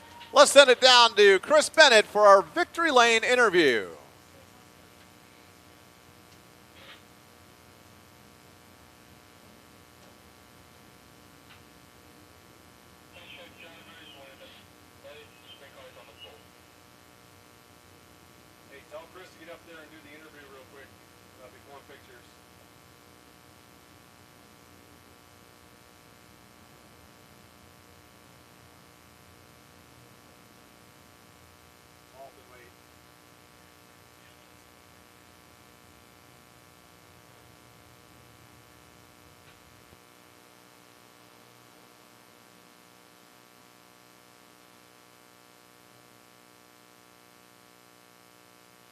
Let's send it down to victory lane. Chris Bennett down there. If we can get him over there.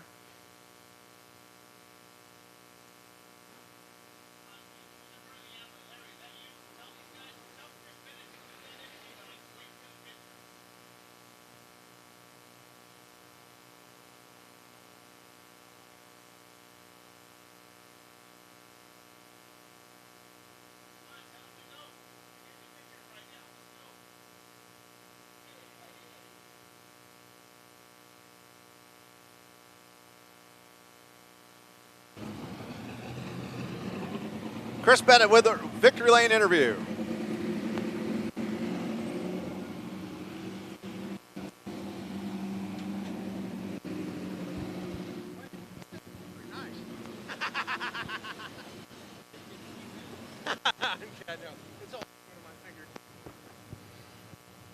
We all set down here?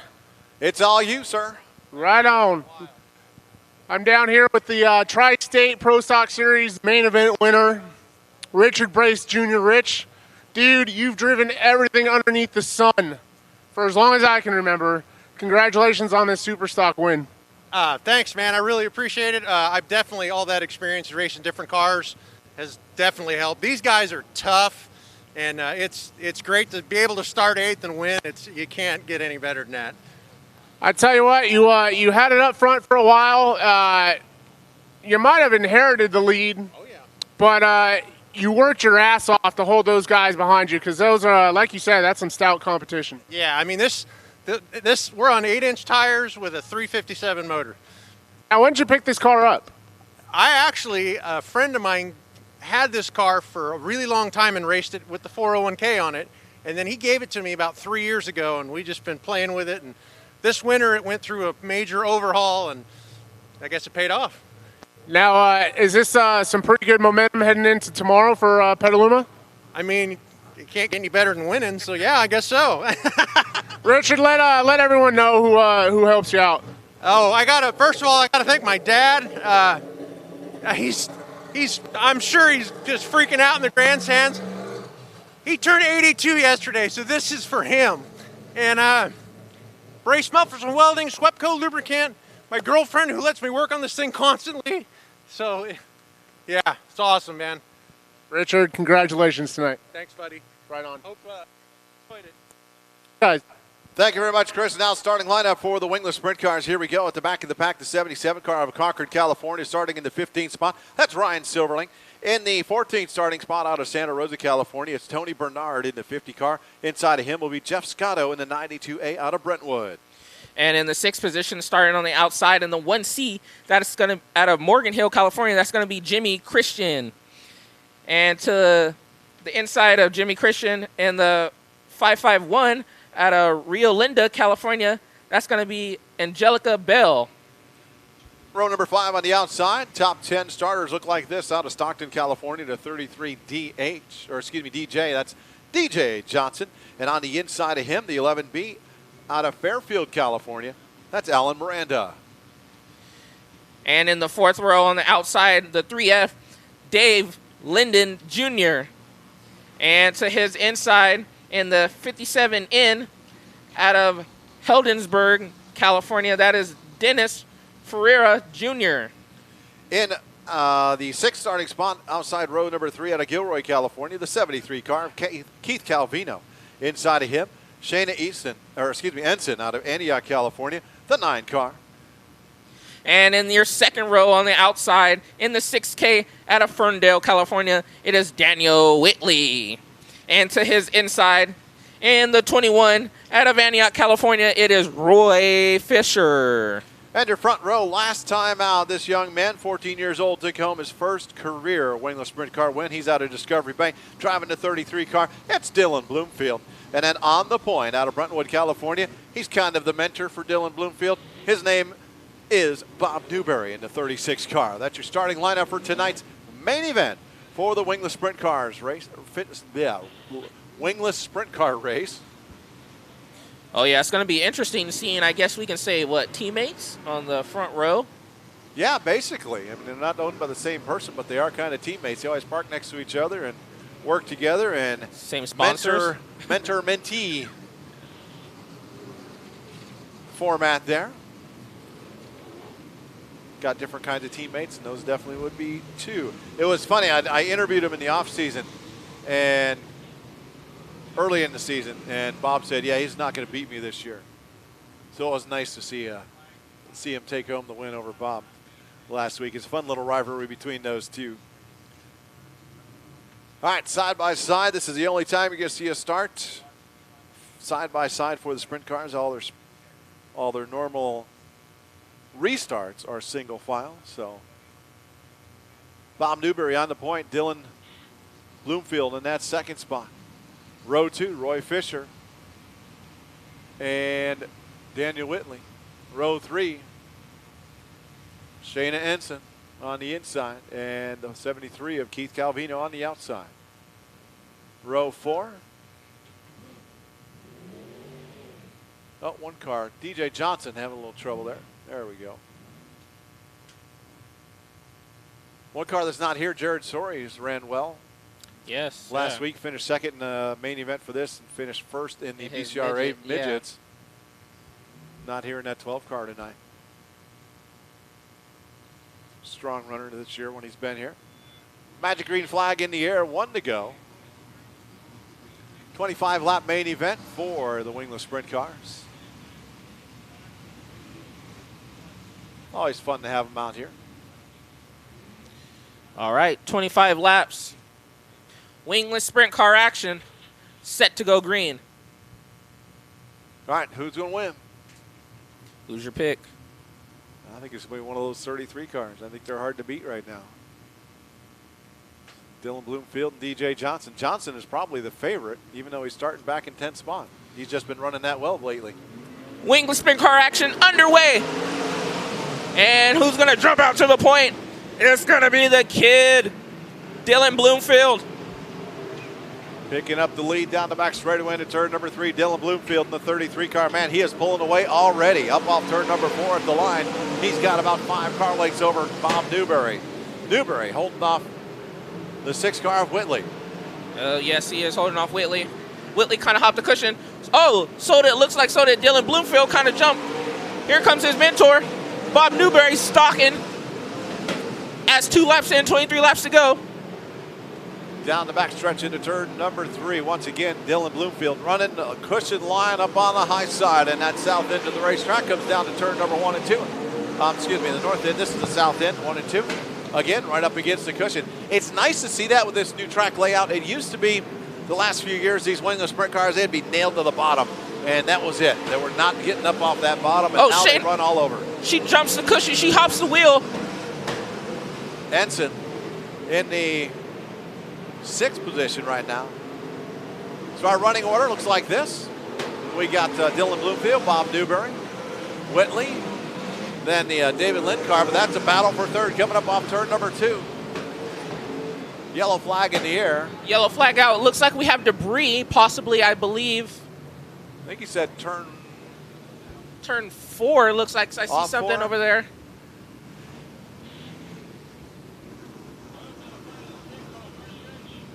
And one car, the 6th car of Daniel Whitley, guy you've been watching tonight, is needing a hook. Pulled to the infield down front. Oh, and it looks like somebody's peeled off. If I'm correct, it was a 55 or 551. Angelica I think Bell? possibly. Or I'm sorry, the 57 of Dennis Ferreira Jr. pulled off the racetrack. And as Wiley talked about the number 33 DJ Johnson already sitting in the 6th position after starting 10th. All right, lineup is set. So let's give you a rundown right now. We got Dylan Bloomfield on the point in that 33 car. Behind him, Bob Newberry in the 36. Then we have the David Lind Jr. car, the 3F, in the 3rd spot. 4th is Keith Calvino. Then we have the Shayna Ensign car, the 33 of DJ Johnson, the 21 of Roy Fisher. Then 551 of Angelica Bell. It looks like Whitley is sitting in the infield. 1C, Jimmy Christian. The 11B of Alan Miranda. Then I believe that's the 50 car. Comes next, Tony Bernard. And at the back of the pack is going to be the 92A of Jeff Scotto. And they're still trying to get Whitley on the hook. Something broke on the front end. He pulled right in and needed a hook on the front. Hey, we're going modified racing next Saturday, folks. That's right. We got Big Kahuna. The Big Kahuna race, huh? Stites Memorial Race. We got some big races coming up, too. It's going to be fun. Next weekend, the IMCA Modifieds, IMCA Sport Modifieds, and the Jay's Mobile Welding Hobby Stocks all in action on the Big Kahuna. George Stites Freedom Series race number 3. The first 2 were Memorial Weekend and 4th of July. This will round out that series for the year, thanks to the Stites family and Stites Towing in memory of the Big Kahuna, George Stites. On Saturday, September 12th, these wingless sprint cars are going to be back. The Delta Dwarf cars, Super Stocks, Tri-State Pro Stocks, and those Valley 4-bangers will be here and should have a nice size field of Valley 4-bangers. And if you have a Valley 4-banger, a mini stock, or you're looking for one, bring it on out. Let me know. I will help you find one if I can. There's one up on Facebook I saw that's for sale down south. It's really inexpensive, and there are options out there. We got a practice day, test and tune coming up on Wednesday, September 16th. Open practice 5 to 9 p.m. On Saturday, September 19th, the IMCA Modifieds, IMCA Sport Modifieds, and the Hobby Stocks will be back in action. On Saturday, September 26th, wing the sprint cars. BCRA Midgets will be back. The Super Stocks, Tri-State Pro Stocks will be here in the hard tops. Chet Thompson Memorial Race coming on Saturday, September 26th. The following weekend, the first weekend of October, we're going big-time racing. Last year it was called the West Coast Nationals. This year it's the Bill Bowers Memorial Race. We'll have a practice day on Thursday the 1st. Racing action. 2 nights of racing on Friday the 2nd of October and the 3rd of October on Saturday. The IMCA Modifieds, IMCA Sport Modifieds. The Saturday purse. This is not a bad purse. $5,000 to win for the Modifieds. And the Sport Modifieds, $2,500 to win. I wouldn't complain for either of them. That starts a string of big races, or that's the middle of the string of big races. The following weekend on October 10th, Donna Sori's Larry DeMintz Hall of Fame night. With the wingless sprints, the Super Stocks, Tri-State Pro Stocks, the Hobby Stocks, and the Valley 4-bangers. That's going to wrap up the Valley 4-banger events for the year on October 10th. A 2-day show for the Dwarf cars on Friday and Saturday, October 16th and 17th. The wingless sprint cars will join them on Saturday, the 17th of October. 24th of October, the Hobby Stocks get a good big money race. $1,000 to win for the Hobby Stock Open. They'll have the Super Stocks, Tri-State Pro Stocks as well. And on Halloween night, candy for the kids if we're here. IMCA Modified, Sport Modifieds, Wingless Sprint, Super Stocks, Tri-State Pro Stocks for the Halloween night, Saturday, September 31st. We're going back to green flag racing. Green flag drops for Dylan Bloomfield. 5 laps in, 20 laps to go. He shoots out to the point. Bob Newberry in second. Bloomfield once again running right up on the cushion, up off turn number 4, down the front straight. Whoa! One car goes up through the infield, Shayna Ensign in that 9 car. Yeah, Shayna Ensign loses, it looks like, 3 or 4 positions with her bobble. Still is Dylan Bloomfield leading them to the point. Bob Newberry. I may have picked the wrong, I did say the 33s, but here comes DJ Johnson. He is up to the 5th spot. Oh yeah, he is moving. He's got a long way to go to catch that young Dylan Bloomfield. Right now he's trying to get around the 73 car of Keith Calvino. He's having trouble, gives him a shot to the rear. Coming up off turn number 2. That was a hello, I'm here, get out of my way, I'm coming through. Put a move on him, bumps him up to the racetrack. DJ Johnson, he might be able to do it. Still 16 laps to go, but Dylan Bloomfield is setting a blistering place. Bloomfield not wanting to see a yellow flag. He wants to run the remaining 15 laps green because that's going to help him hold on to this lead and not have to battle for it. Bob Newberry still in the 2nd spot. 3rd is still David Lint, but he's got all kinds of heat coming from behind from DJ Johnson. Oh, yes. Up off turn number 2, that battle for 2nd. DJ Johnson just trying to find a way where he's going to cast his move. Where is he going to make the move on possibly? It looks like he could possibly slide both of them. Dave Linden Jr. still just blocking his lanes. They're kind of all running that distinct high side lane. Then Bloomfield had a little trouble getting around Jeff Scotto. Took him a couple turns. And Dylan Bloomfield just has nearly over a straightaway lead on your 2nd, 3rd, and 4th place guys. Battle for 2nd continues. Coming up off turn number 4, Bob Newberry has it. David Lint and DJ Johnson won it. This kid's amazing, I tell you. Putting on a clinic. He's coming to make a statement. This is his show, and he wants to back it up from his win 2 weeks ago. Bob Newberry still holding on for that 2nd place position. Oh, battle. Now David Lint dives to the inside, but Newberry shuts the door. Oh, yeah, and here comes DJ Johnson. Bloomfield now into heavy traffic down the backstretch. But that battle for 2nd continues. The battle for 2nd, you can throw a blanket over him. Oh, David Linden Jr. just kind of squirrely down the back straightaway. Still does not allow DJ Johnson to make a move or press him. Nonetheless, DJ was moving up through the field in a hurry and then just kind of got stalled. He got stuck. At one point, I think he was faster than David Lint, but couldn't get around him. And now I don't think he's, as I say that, he dives to the inside trying to get around him. But they're working around. He dives to the inside, but lap traffic's in front. You can't make a move like that. Oh, and he kind of gets pinched up top. Bob Newberry still holding his own. David even Lint though he hops the underneath cushion. Newberry. David Lint has that spot. Something wrong with Newberry. And it looks he like he spins out in turn number 1. Broken right front wheel suspension. Yeah, you're correct. He broke something when he hopped that cushion through turn 4, and you just seen the car just turn around. And this is not, like you said, what Dylan Bloomfield wanted to see. He had over a straightaway lead on the competition. And now that's going to set him up for a single file restart with Dave Linden Jr. in 2nd and DJ Johnson in 3rd place position. Bob Newberry getting out of his car. Going to have to go on the hook. Dylan Bloomfield. And he is pointing, maybe possibly putting up the finger to DJ Johnson, signifying that, I think maybe they probably had a little run-in that we probably didn't catch.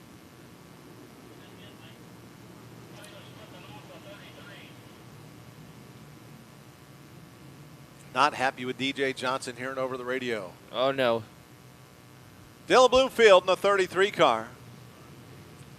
2nd, David Lint into 3F. DJ Johnson 3rd. 4th, the 1C, Jimmy Christian.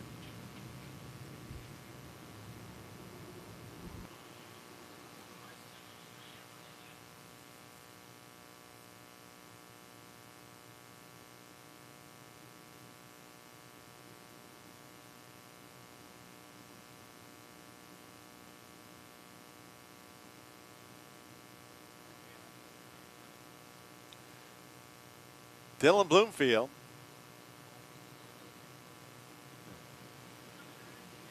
Going to restart, of course, single file. It's not Texas restart. Have David Lint on his back door. I think he'd much prefer David Lint over DJ Johnson on his back door. And as you can see, DJ Johnson trying to keep heat in those tires. As you can see, as drivers do, they'll spin the tires in the infield to keep them from cooling off.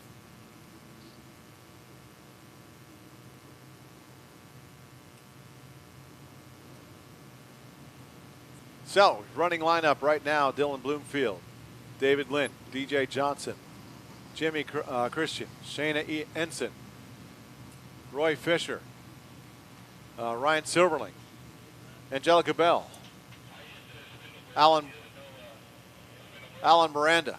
Then we got the 50 car of Tony Bernard and the 92A of Jeff Scotto. 7 laps remain in this 25-lap main event. Again, don't forget there's a new app that you can go to, My Race Pass. Won't be live timing and scoring, but you can see starting lineups, rundowns, who's here. All some good stuff. That is the next step that we're doing right now. As we get ready, as we continue to build and get better, and we'll have live timing and scoring at some point, in the not too distant future. Not a cheap undertaking, those loops and stuff. See Bob Newberry's car getting towed off. Lineup set. Fabulous Bob grabbing that green flag.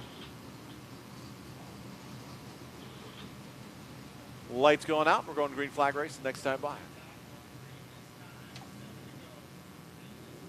7 laps remain. A lot of threes up on that leaderboard. 33, 3, and 33. Top 3 positions.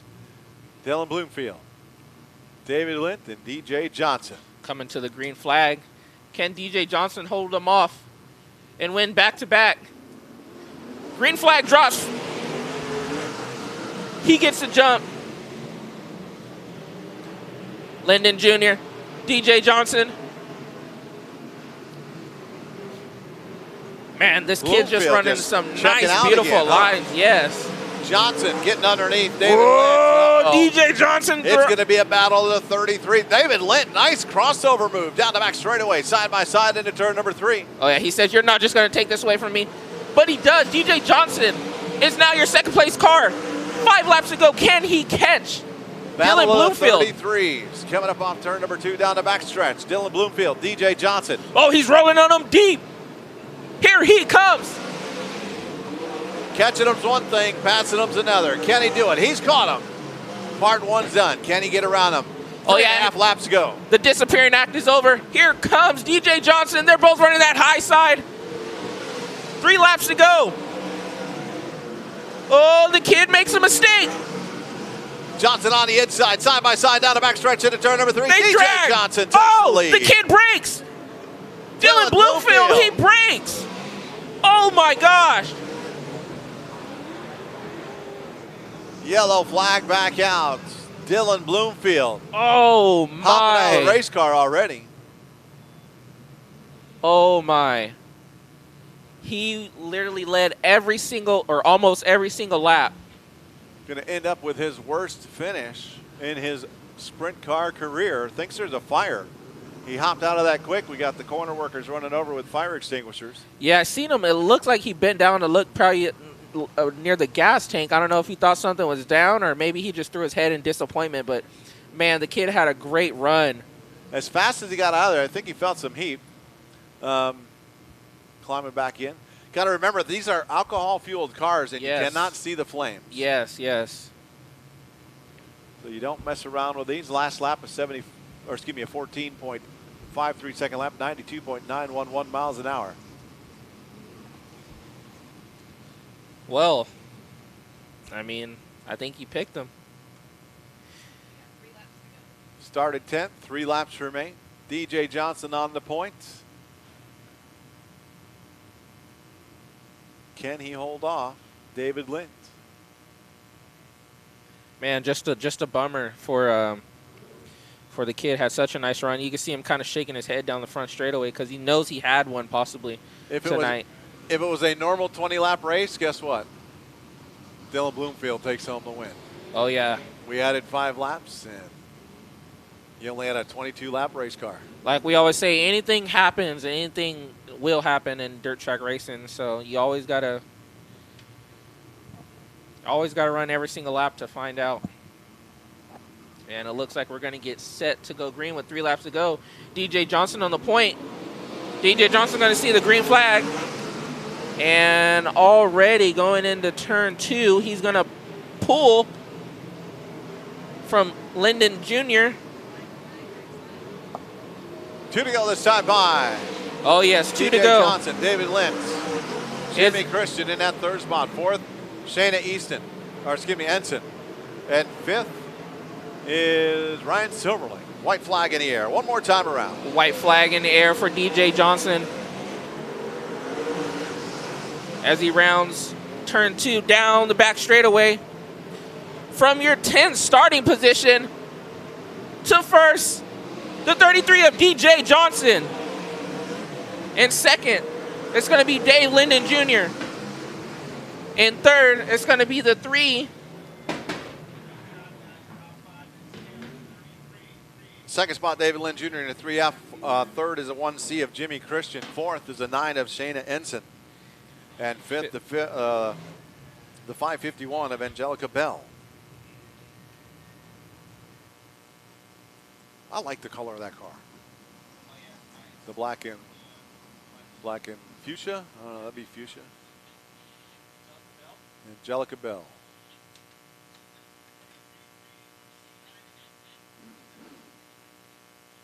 That is going to do it for all the racing action. We still have Victory Lane coming up. Don't forget to tune in next Saturday night when we're going to be racing more.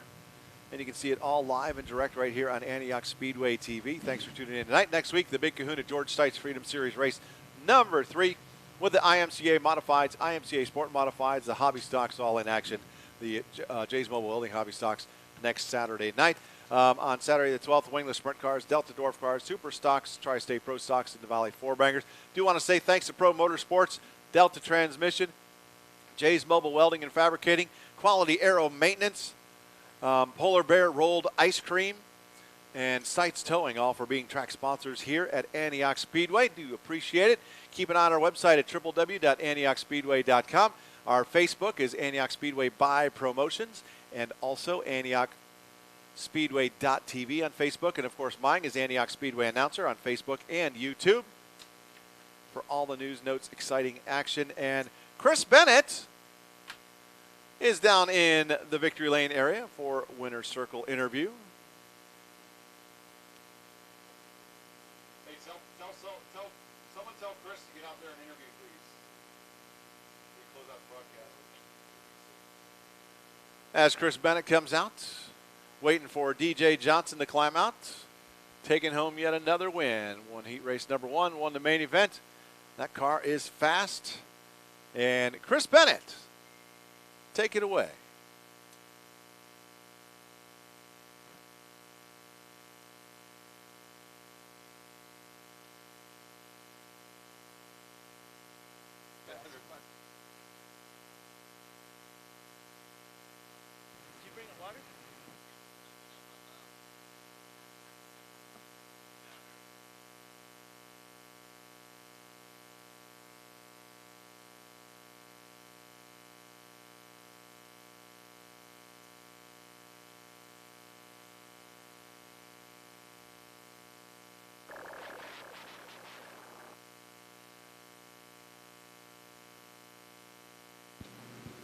I'm going to interview, well, first I'm going to interrupt, and now I'm, going to interview while we get some photos in here with tonight's wingless sprint winner, DJ Johnson. DJ, another solid performance.